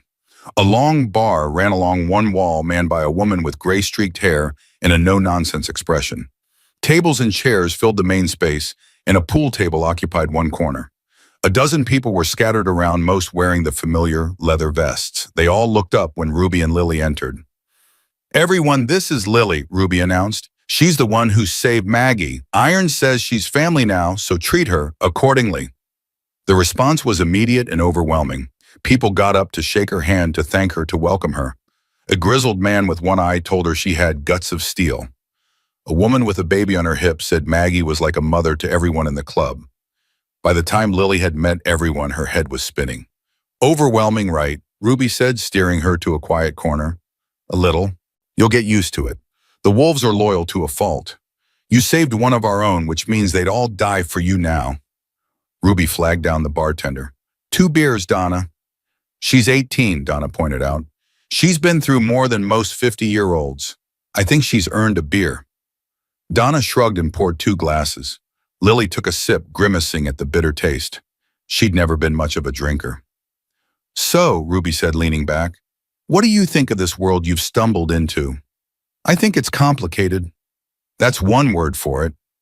Ruby took a long drink. The Iron Wolves aren't angels despite the name. We've got history, we've got enemies, but we've also got each other, and that counts for something. What about Caroline? What's her history with the club? Ruby's expression darkened. Caroline was raised to be a princess. Victor spoiled her rotten, gave her everything she wanted. But he also filled her head with poison, taught her that the club belonged to the Holt family by right, that Jack was a usurper who stole what was hers. Is there any truth to that? Hell no, Victor was destroying this club, running it into the ground with his schemes and his cruelty. Jack did what had to be done. Ruby paused, but Caroline doesn't see it that way. To her, Jack's the villain who took everything from her. So what does she want now? That's the million-dollar question. Revenge, money, power. Ruby shook her head. Whatever it is, it won't be good for any of us. The door to the clubhouse banged open and Tony rushed in. His face was pale, his breathing ragged. Ruby, he gasped, we've got a problem. What kind of problem? The kind with gasoline and matches. Tony looked at Lily, then back at Ruby. Someone torched Mike's bike, left a note. What did the note say? Tony swallowed hard. It said, this is just the beginning. Give back what belongs to the Holts, or everything burns. Ruby was on her feet instantly. Where's Iron? On his way. Call everyone. Full lockdown until further notice. Ruby grabbed Lily's arm. You're coming with me. Now. They rushed outside to find chaos.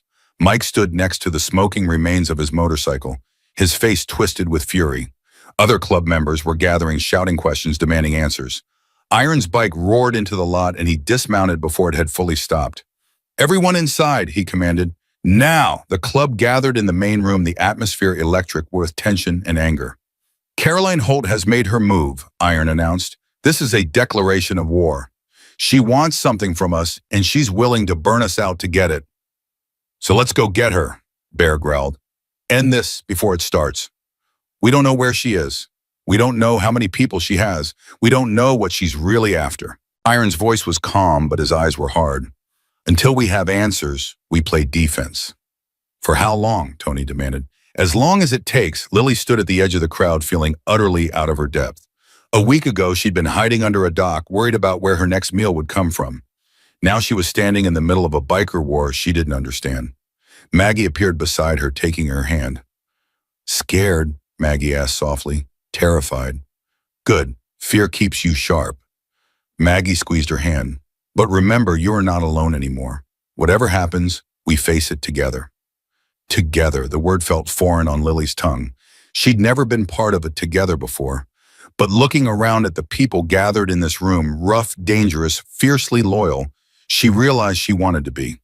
Despite the fear, despite the danger, she wanted to belong to something bigger than herself.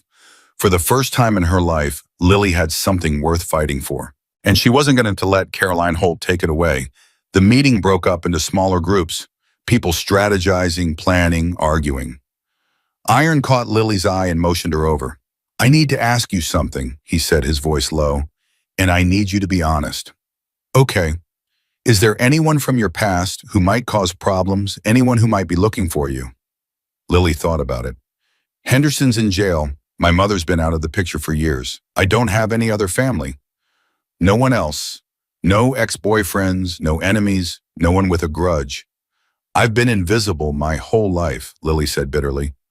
"Hard to make enemies when no one even notices you exist." Iron nodded slowly. "Good, that's good. The last thing we need right now is another complication." But even as he said it, Lily felt a prickle of unease. Something she'd forgotten, something buried deep in her memory.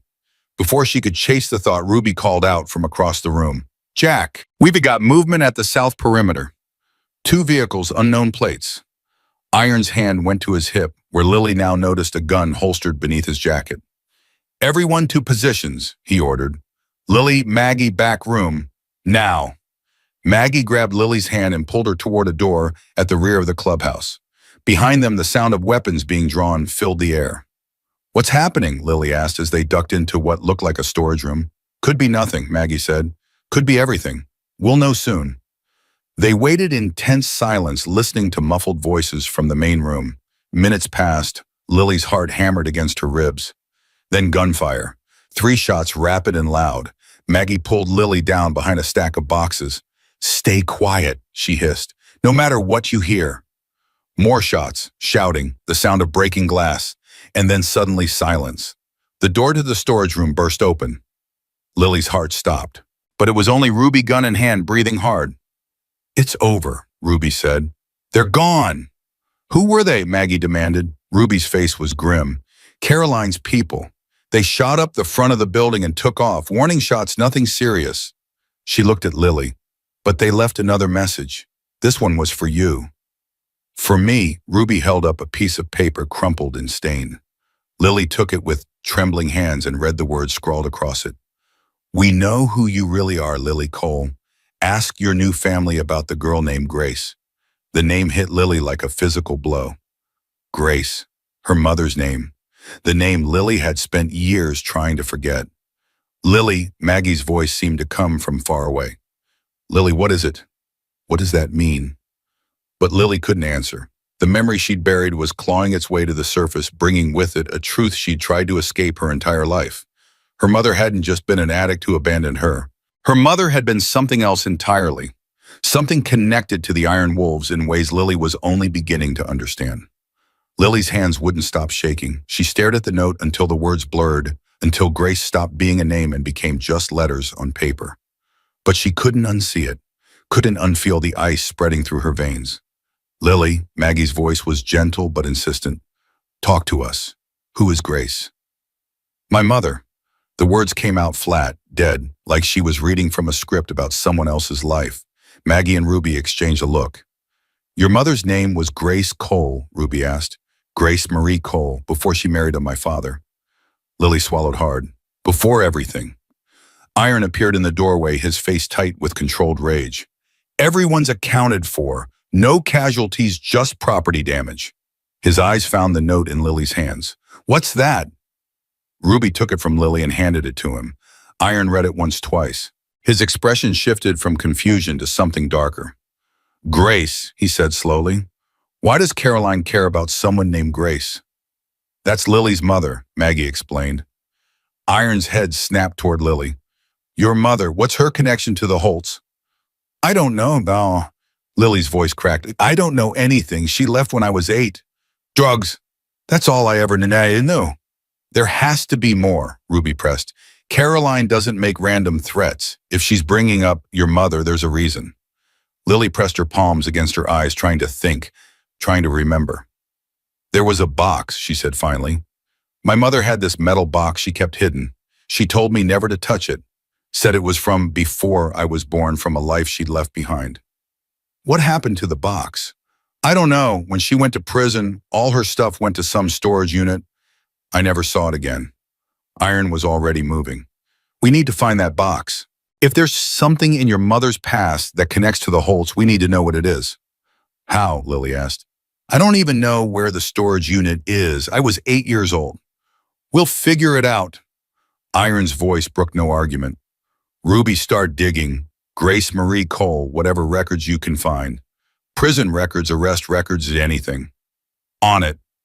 Ruby disappeared already on her phone. Maggie guided Lily to a chair, made her sit down. Breathe, Maggie said softly. Just breathe. But Lily couldn't breathe. Her mind was racing pieces of a puzzle she'd never known existed, suddenly demanding to be assembled. Why would Caroline Holt know her mother's name? Why would she use it as a threat? What had Grace Cole done before Lily was born? I need to see my mother, Lily heard herself say. Everyone stopped. What? Iron asked. She's in Nevada State Women's Correctional. Has been for 10 years. Lily looked up, her jaw set. If anyone knows what this is about, it's her. Lily, you haven't seen her in a decade, Maggie said gently. Are you sure you want to do this? No, but I don't have a choice. Iron studied her for a long moment. I'll make some calls. Get you on the visitor list. Thank you. Don't thank me yet. Whatever we find, it might not be good. It already isn't good. Lily stood up, her legs steadier than she'd expected. At least now I'll know why. The drive to the prison took 4 hours. Lily sat in the back of Ruby's truck, watching the desert scroll by outside the window. Iron had wanted to come, but Lily had asked him to stay. This was something she needed to do alone. Well, almost alone. Ruby had insisted on driving her, and Lily hadn't had the energy to argue. You okay? Ruby asked for the 10th time. Stop asking. Sorry, force of habit. They rode in silence for a while longer. Then Ruby spoke again. I found some stuff about your mom. Lily's stomach clenched. What kind of stuff? Arrest records, mostly. She had a long history with drugs going back to her early 20s. But before that, Ruby hesitated. Before that, she was clean, had a decent job, a life. What changed? I don't know, the records don't say, but something happened when she was about 23. That's when everything fell apart. 23. Lily did the math. That would have been a few years before she was born. What else? She had connections to people in Reno, people who read in certain circles. Ruby glanced in the rearview mirror, circles that overlapped with the Iron Wolves. Lily felt sick. Are you saying my mother was involved with the club? I'm saying it's possible. The timing fits. Victor Holt was running things back then. He had his fingers in a lot of pies. So my mother might have known Victor, or worked for him, or been with him. Ruby's voice was careful. I'm speculating. But Caroline didn't pull your mother's name out of thin air. The rest of the drive passed in heavy silence. Nevada State Women's Correctional was exactly what Lily had expected. Gray walls, barbed wire, the crushing weight of institutional despair. She filled out forms, showed ID, submitted to a search. Every step felt like walking through quicksand. Then she was sitting in a visitation room, waiting at a metal table, her heart hammering so loud she was sure the guards could hear it. The door opened, and there she was. Grace Cole looked old. That was Lily's first thought. She was only 45, but she looked 60. Gray hair cropped short, deep lines carved into her face. Eyes that had once been bright, now dulled by years of incarceration and regret. But when she saw Lily, something flickered in those dead eyes. Something that might have been recognition, or hope, or fear. Lily, Grace's voice was hoarse, barely above a whisper. Is that really you? Hi, Mom. Grace sat down across from her, hands flat on the table. The rules said no touching. Lily was grateful for that. I never thought you'd come, Grace said. After everything I did, I thought, I'm not here for a reunion. The words came out harder than Lily intended. Grace flinched like she'd been slapped. Then why are you here? Lily pulled out her phone and showed Grace the photo she'd taken of Caroline's note. Because of this. Grace read the message. Her face went white. For a moment, Lily thought she might pass out. Where did you get this? Grace asked, her voice shaking. Someone named Caroline Holt sent it. She's threatening people I care about, and she's using your name to do it. Lily leaned forward. What did you do, Mom? What's your connection to the Holts? Grace closed her eyes. When she opened them, they were wet with tears. I hoped this would never come back to you, she whispered. I tried so hard to keep you away from it. Away from what? From the truth. Grace took a shuddering breath. About who I was. About what I did. About who your father really is. Lily's blood went cold. What are you talking about? Dad died in a car accident when I was 2. That's what I told you. That's what I told everyone. Grace's hands were trembling now. But it was a late. Then tell me the truth. Grace looked around the visitation room as if afraid someone might be listening.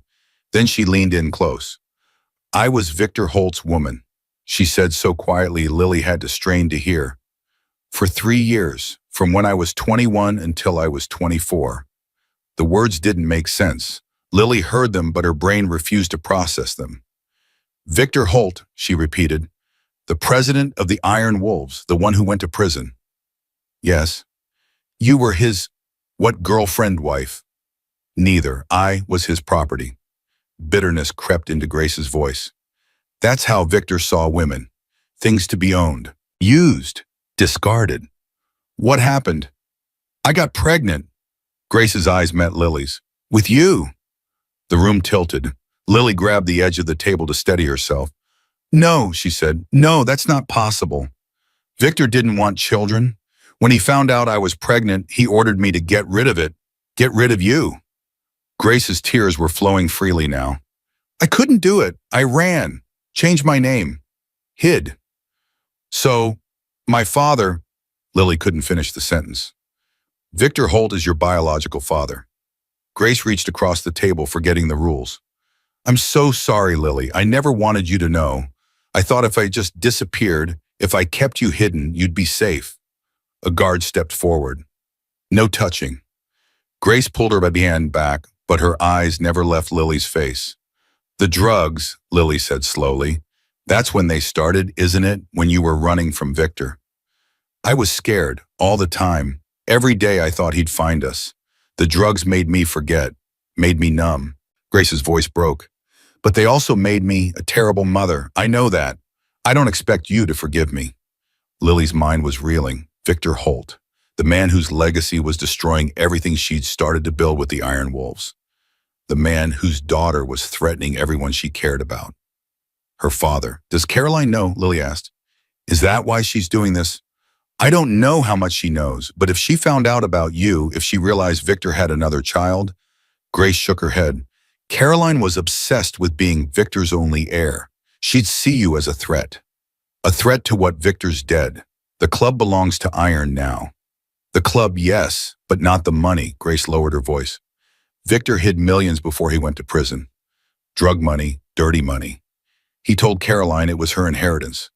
But he also told me, that if anything happened to him, I should make sure you were taken care of. Are you saying I have a claim to Victor's money? I'm saying Caroline thinks you do, and she'll do anything to make sure you never collect. Lily sat back in her chair, overwhelmed. Her entire life had been built on lies. The father she'd never known, the mother who'd abandoned her, the circumstances that had led to every foster home, every hardship, every moment of loneliness, all of it traced back to this. To Victor Holt, to the Iron Wolves. To a legacy of violence and greed that had shaped her existence without her ever knowing. There's more, Grace said, her voice barely audible. More, how can there possibly be more? The box, the one I hid. Grace's hands twisted together. It has proof, documents, photos, account numbers, everything Victor gave me before I ran. I put it in storage years ago, but I never went back for it. Where, Tom? Henderson Storage, Unit 47. The key is, it was in my apartment when they arrested me. I don't know where it is now. Henderson. The same name as the man who'd made Lily run. Coincidence or something else? I'll find it, Lily said, standing up. Lily, wait. Grace's voice was desperate. Please, I know I don't deserve anything from you, but I need you to know I loved you. I always loved you. Every terrible choice I made because I was trying to protect you. Lily looked at the woman who had given her life and then abandoned her. The woman who had hidden the truth for 18 years. The woman whose secrets had put her in danger. I don't know if I can forgive you, Lily said honestly, but I believe you. About the love, at least. Grace nodded, tears streaming down her face. That's more than I deserve. Yeah, Lily agreed, it is. She walked out of the visitation room without looking back. Ruby was waiting in the parking lot, leaning against the truck with her arms crossed. Well, she asked. Lily climbed into the passenger seat and stared straight ahead. Victor Holt is my father. Ruby nearly dropped her phone. What? My mother was his woman. She ran when she got pregnant with me. Changed her name, hid from him, and eventually fell apart. Lily's voice was flat. Caroline is my half-sister, and apparently there's money involved. A lot of money. Ruby was silent for a long moment. Then she started the truck. Iron needs to know. I know. This changes everything, Lily. If you're Victor's daughter. I said I know. They drove in silence for 20 minutes before Ruby spoke again. How are you feeling? Lily laughed, a harsh, bitter sound. How am I feeling? I just found out my entire life was a lie. My mother abandoned me to protect me from a man who was already in prison. And now his psychotic daughter is trying to kill me over money I didn't even know existed. She turned to look at Ruby. How do you think I'm feeling? Fair point. Another long silence. There's a storage unit, Lily said finally. Henderson Storage Unit 47. My mother said there's proof in there, documents, account numbers, everything. We should check it out. That's what I was thinking. Ruby glanced at her. You sure you're up for this? No, but I'm doing it anyway. Henderson Storage was a rundown facility on the outskirts of Reno, the kind of place where people kept things they wanted to forget. Lily and Ruby pulled up just as the sun was starting to set. Wait here, Lily said. I need to do this alone. Like hell you do. Ruby, Lily's voice was firm. This is my mother's stuff, my past. I need to see it first, before anyone else. Ruby didn't like it, that much was clear, but she nodded. 10 minutes. Then I'm coming in whether you want me to or not. Deal. Lily walked into the facility, her heart pounding. The manager was a bored-looking kid barely older than her who accepted her ID and a $20 bill without question. Unit 47's in the back, he said. Haven't been opened in years. Good luck with whatever's in there. The unit was small, maybe 10 feet by 10 feet. Lily used the bolt cutters the manager had lent her to snap the old lock. The door creaked open. Inside, covered in dust and cobwebs, were the remnants of her mother's life before prison. Boxes of clothes, a broken lamp, books with water-damaged covers, and in the corner exactly where her mother had described a metal box.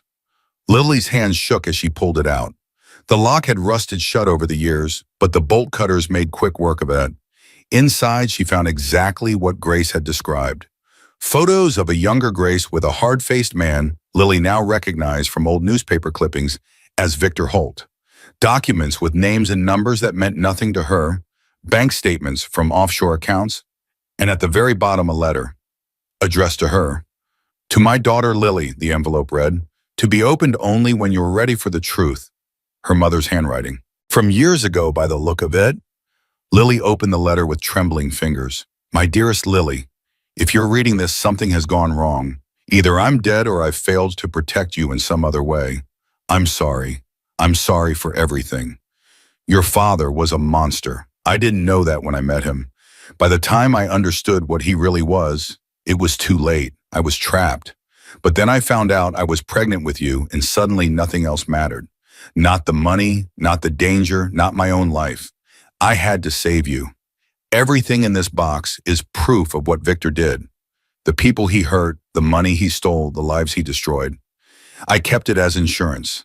If anything ever happened to me, I wanted you to have the power to burn it all down.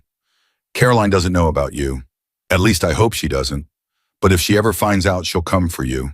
Not because of the money, she has plenty of that, but because you represent something she can't accept, that she wasn't the only thing Victor loved. He loved you, Lily, in his own twisted way. He was furious when I ran, but not because I left him. Because I took you. His blood, his legacy. I don't know if that makes anything better. Probably it makes it worse. But I wanted you to know, whatever you decide to do with this information, know that I love you. I always have. And I'm sorry I wasn't strong enough to be the mother you deserved. All my love forever, Mom. Lily read the letter 3 times before she could move. Then she gathered everything, the photos, the documents, the letter, and walked out of the storage unit. Ruby was pacing beside the truck. Well, she demanded, what did you find? Lily held up the box. Everything. Proof of what Victor did, account numbers, and a letter from my mother explaining all of it. We need to get this to Iron, now. I know. But as they drove back toward Thunder Lake, Lily's phone buzzed. A text from an unknown number. Found what you were looking for. Good. Now you know what's at Oshterita. Meet me at the old mill tomorrow at noon, alone, or everyone you love dies. Lily stared at the message. Her blood went cold. What is it? Ruby asked, noticing her expression. Lily showed her the text. Ruby's face hardened. Caroline, she's been watching us. She knew I'd go to the storage unit. We're not sending you to meet her alone. That's suicide. I know. Lily looked at the box in her lap, at the evidence of her father's crimes, at the power she now held in her hands. But I have an idea. What kind of idea? Lily smiled grimly. The kind that ends this, once and for all. The plan was simple, dangerous but simple. Lily would go to the old mill. She would meet Caroline. But she wouldn't be alone, not really. Iron and the wolves would be positioned around the perimeter, hidden, waiting for her signal. This is insane, Ruby said for the 15th time as they gathered at the clubhouse that night. We're using her as bait. I'm not bait, Lily corrected. I'm the trap. Iron studied the map spread across the table. The old mill was an abandoned grain facility about 20 miles outside town. Isolated. Multiple exits. The kind of place where things could go very wrong very fast. Caroline will have people there, he said. We have to assume she's not coming alone. Neither am I. You'll be wearing a wire. The moment things go south, you say the word and we move in. Iron looked up at her. But Lily, if something happens before you can signal, then you come anyway. Lily's voice was steady. I trust you. The words hung in the air. Iron's jaw tightened with emotion he was clearly struggling to contain. You shouldn't, he said gruffly. I'm the man who took over your father's club, who built his life on the ashes of Victor Holt's empire. You're the man who gave me a home when I had nothing, who treated me like family when you didn't have to. Lily met his eyes. Victor Holt was my father by blood, but you're the one who actually acted like one. Maggie made a soft sound. When Lily looked at her, tears were streaming down the older woman's face. Come here, Maggie said, pulling Lily into a fierce hug. Whatever happens tomorrow, I want you to know something. You're not just family because you saved my life. You're family because of who you are. The bravest, strongest girl I've ever met. I'm scared, Lily admitted into Maggie's shoulder.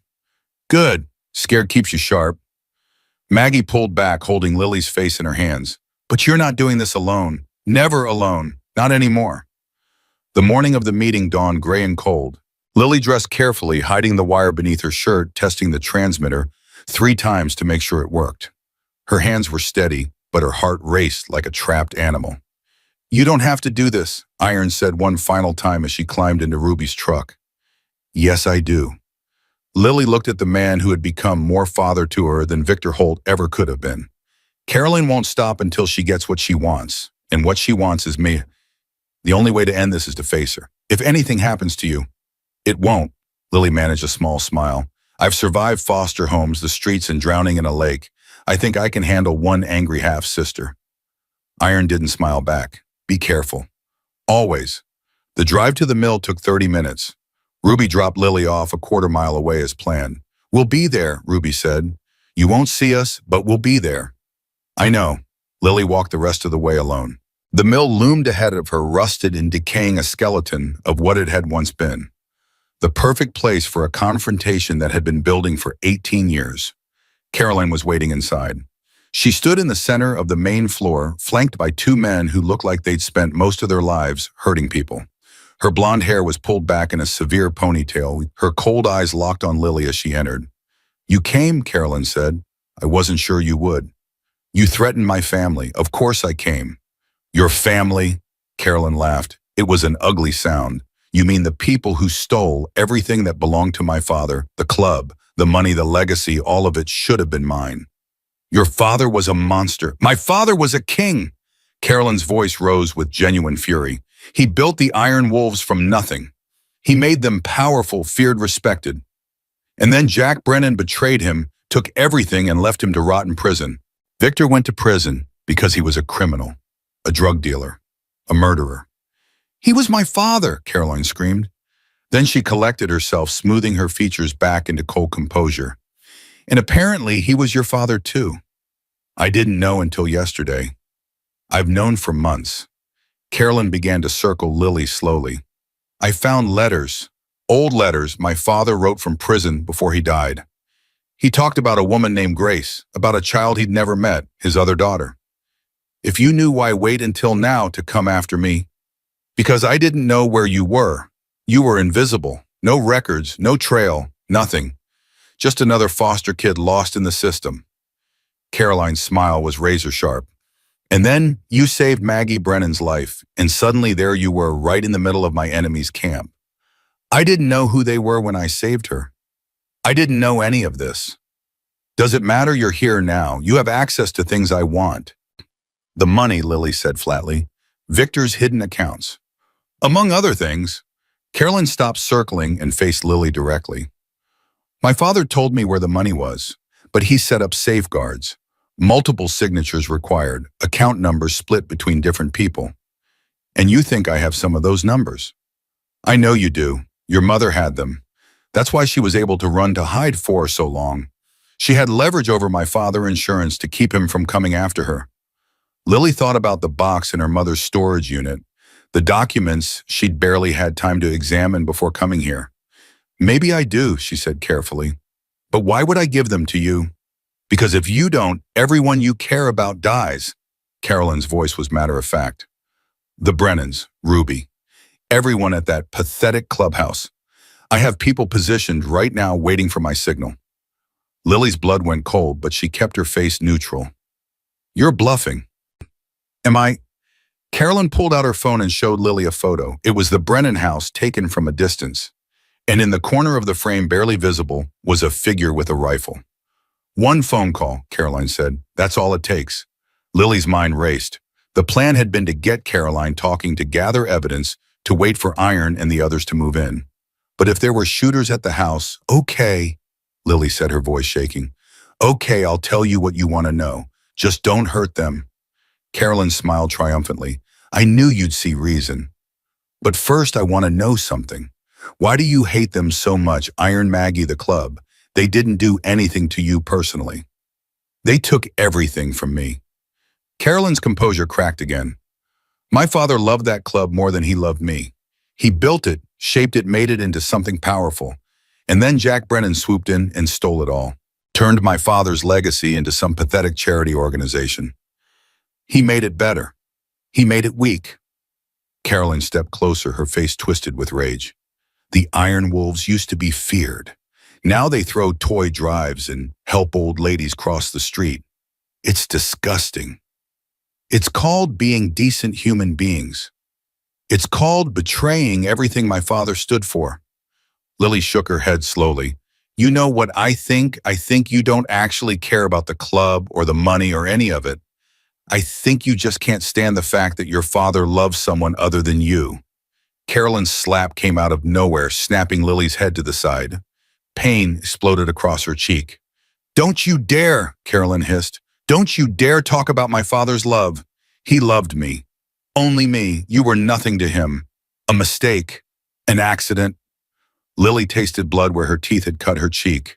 She straightened slowly, meeting Caroline's furious gaze. If I was nothing, why did he keep letters about me? Why did he make sure I was provided for in those account numbers? Why did he tell my mother to take care of me if anything happened to him? Caroline's face went white. That's right, Lily continued. I read the documents, all of them. Victor didn't just set up safeguards. He set up a trust for me, his other daughter, the one he never got to meet. You're lying. Am I? Lily reached slowly into her pocket and pulled out a folded piece of paper. This is a copy of his instructions. The originals are somewhere safe, but this, she held it up. This proves that Victor Holt wanted me to have half of everything. Half the money, half the legacy. Carolyn snatched the paper from her hand and read it. Her face cycled through emotions, shock, denial, fury, before settling into something cold and dangerous. This doesn't matter, she said finally. You can't collect if you're dead. She nodded at her two guards. They moved toward Lily, hands reaching for weapons. Now, Lily said clearly. For a heartbeat, nothing happened. Then the mill exploded with activity. Iron crashed through a side door, gun raised. Ruby came through another entrance flanked by Tony and Bear. Within seconds, Caroline's guards were surrounded, outgunned, outmaneuvered. Don't move, Iron roared at Caroline. It's over. But Caroline was faster than anyone expected. She lunged at Lily, pulling a knife from somewhere, the blade flashing in the dim light. Lily reacted on instinct. She grabbed Caroline's wrist, twisted, and drove her elbow into her half-sister's face. Caroline stumbled back, blood streaming from her nose, the knife clattering to the ground. You little bitch, Caroline spat, lunging again. This time Lily was ready. She sidestepped, grabbed Caroline's arm, and used her momentum to flip her onto the concrete floor. It wasn't elegant, just desperate self-defense she'd learned on the streets. But it worked. Caroline lay on her back, gasping, Lily's foot on her chest. You're not going to win, Caroline snarled. Even if you stop me today, others will come. My father's people, his allies. They'll never let you have what's his. Then let them come, Lily pressed down harder. I've survived worse than you, worse than any of them. Arn appeared beside her, his hand on her shoulder. Easy, kid. We got her. Lily stepped back, her whole body shaking with adrenaline. Ruby was already cuffing Caroline's guards. Bear had his gun trained on Caroline as she was hauled to her feet. What about the shooters at the house? Lily asked, remembering the photo Caroline had shown her. Handled, Iron said grimly. We had people watching. They neutralized the threat before we even got here. Relief flooded through Lily so intensely she nearly collapsed. Maggie was safe. Everyone was safe. It's over, she whispered. Not quite. Iron turned to Caroline. You're going to prison. For a long time. Conspiracy, attempted murder, extortion, the list goes on. You can't prove anything, Caroline sneered. Actually, we can. Ruby held up her phone. Everything you said in here was recorded. Every threat, every admission. You're done, Caroline. For the first time, real fear flickered across Caroline's face. You can't do this. I'm Victor Holt's daughter. I have rights. You have the right to remain silent, Iron said coldly. I suggest you use it. They called the police. Detective Chen arrived within the hour along with a team that took Caroline and her guards into custody. The evidence from the mill combined with what Lily had found in the storage unit was enough to put Caroline away for years. You did good, Chen told Lily as they watched Caroline being loaded into a squad car. That took guts. It took desperation, Lily corrected. I just wanted it to be over. Well, it is now. At least this part. Chen hesitated. There's going to be a lot of legal stuff to sort through. The money, the accounts, Victor's estate. It could take years. I don't care about the money. Even so, you might end up with quite a bit of it. What will you do? Lily thought about the question. A week ago, she would have said she'd take the money and run, start over somewhere new, disappear. But that was before the lake, before Maggie, before Iron and Ruby and the whole chaotic family of the Iron Wolves. I'll figure it out, she said finally, with help. 1 month later, the summer sun blazed over Thunder Lake as the Iron Wolves gathered for their monthly barbecue. Music played from speakers set up near the shore. The smell of grilling meat filled the air. Children ran between the picnic tables, laughing and playing. Lily stood at the edge of the water, her toes sinking into the sand. The lake sparkled in the afternoon light, peaceful and beautiful. Nothing like the dark, murky depths she remembered from the day she'd saved Maggie. You okay? Maggie appeared beside her, 2 cups of lemonade in hand. She offered one to Lily. Yeah. Lily took the cup. Just thinking. About what? About how different everything is. A month ago, I was hiding under that dock over there, starving alone, convinced I'd never have anything good in my life. Lily shook her head slowly. Now I have a home, a family, a future. You earned it? Maggie said firmly. Every bit of it. I almost died earning it. But you didn't. Maggie put her arm around Lily's shoulders. You survived. That's what you do. It's who you are. They stood in comfortable silence for a while, watching the water, listening to the sounds of the party behind them. I talked to my mom yesterday, Lily said finally. Maggie looked at her with surprise. You did phone call. The prison lets her have one a week now that she's behaving. Lily took a deep breath. It was hard. A lot of things I wasn't ready to hear, but also, I don't know, it felt like the beginning of something. Forgiveness. Maybe, someday. Lily turned to face Maggie. She's getting out in 2 years. Good behavior. She asked if she could see me when she does. What did you tell her? I told her I'd think about it. Lily paused. I also told her about you, about iron, about all of this. She cried. Good tears or bad tears? Both, I think. She's grateful that I found people who actually care about me. Lily's voice wavered. She said she always prayed I'd have a real family someday, even when she couldn't be that for me herself. Maggie pulled her into a tight hug. You have a family now, a big, loud, slightly crazy family that would do anything for you. I know. Lily hugged her back. That's the miracle. Iron's voice boomed across the beach. Lily, Maggie, get over here. We're taking the family photo. They walked toward the gathering of leather-vested bikers and their families. Someone had set up a camera on a tripod and people were jostling for position in front of it. Lily, you're in the middle, Iron commanded, right next to me and Maggie. That's the VIP spot, Tony protested good-naturedly. She earned it, Bear said. She's the one who saved our queen. Damn right she did, Ruby agreed. Lily found herself pushed to the center of the group, Iron on one side, Maggie on the other. Around them stood dozens of people she'd come to know over the past month, rough, tough, fiercely loyal people who had accepted her without question. Everyone smile, the photographer called. Lily smiled, not the fake smile she'd perfected in foster homes, the one that said, I'm fine, when she wasn't.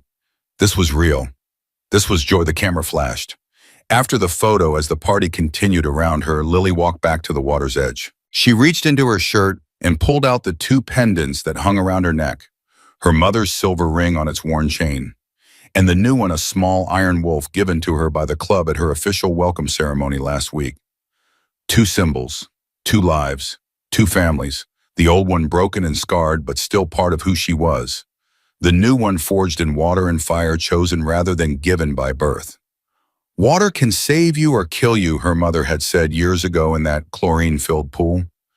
The water had almost killed her, had almost killed Maggie, had almost drowned every hope Lily had ever had of belonging somewhere. But in the end, it had saved her. Not the water itself, but what she'd done with it.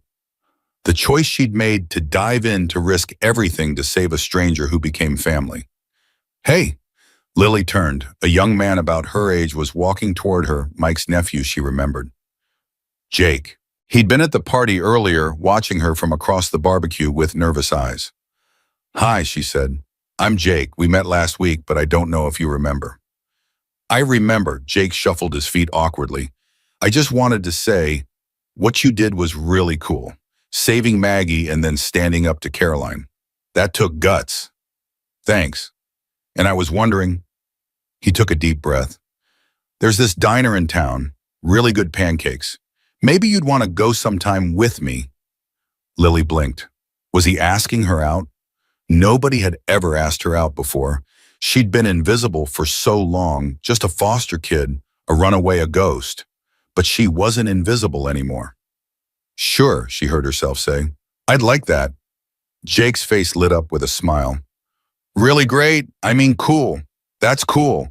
I'll text you. You don't have my number. Right. He fumbled for his phone, nearly dropping it in the sand. Lily laughed, a real laugh, free and unguarded. Here.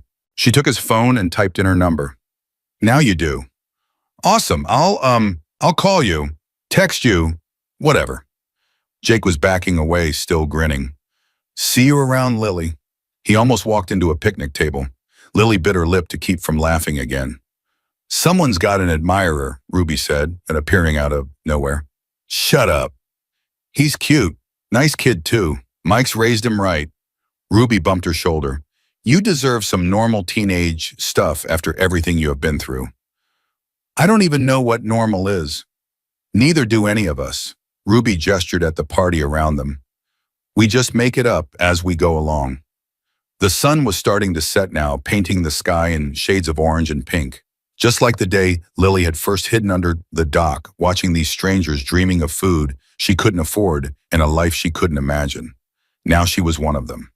Iron walked over, a beer in hand, and stood beside her. They watched the sunset together in comfortable silence. I've been thinking about something, Lily said finally. What's that? The money. Victor's money. I could just let it go. Let Caroline's lawyers fight over it. Walk away from all of it. You could, Iron agreed. Nobody would blame you. But I'm not going to. Lily turned to face him. That money came from suffering, from drugs and violence and people getting hurt. But it doesn't have to stay that way. What are you thinking, Saul? I'm thinking about my mother, about the foster kids like me who don't have anyone looking out for them, about all the people Victor hurt who never got justice. Little Lily took a deep breath. I want to start a foundation. Use that money to help people instead of hurting them. Iron was quiet for a long moment. Then he smiled, a rare, genuine smile that transformed his scarred face. Victor would hate that, he said. I know, that's part of why I want to do it. Iron laughed. You've got his fire, his stubbornness, but you've got something he never had. What a good heart. Iron put his hand on her shoulder. Your mother's gift to you, the only inheritance that actually matters. Lily felt tears prick her eyes. She blinked them back. Thank you, she said, for everything, for taking me in, for believing in me, for treating me like family even before you knew who I really was. You're family because of who you are, Iron said, but because of whose blood runs in your veins. Remember that. Maggie called from the barbecue. Jack, Lily, dinner's ready. Coming, Iron shouted back. He looked at Lily. Ready. She looked at the lake one last time, at the dock where she'd hidden, at the water where she'd nearly died, saving a stranger who became a mother. Yeah, she said, I'm ready. They walked together toward the gathering, toward the people waiting with plates of food and warm smiles, toward the life Lily had never dared to dream she could have. The night closed in around Thunder Lake, but for the first time in her 18 years, Lily Cole wasn't afraid of the dark. She had found her family. She had found her home. She had found herself, and she was never going to be invisible again. The stars came out one by one above the lake, and somewhere in the darkness, the wolves howled their welcome. Lily Cole had finally come home.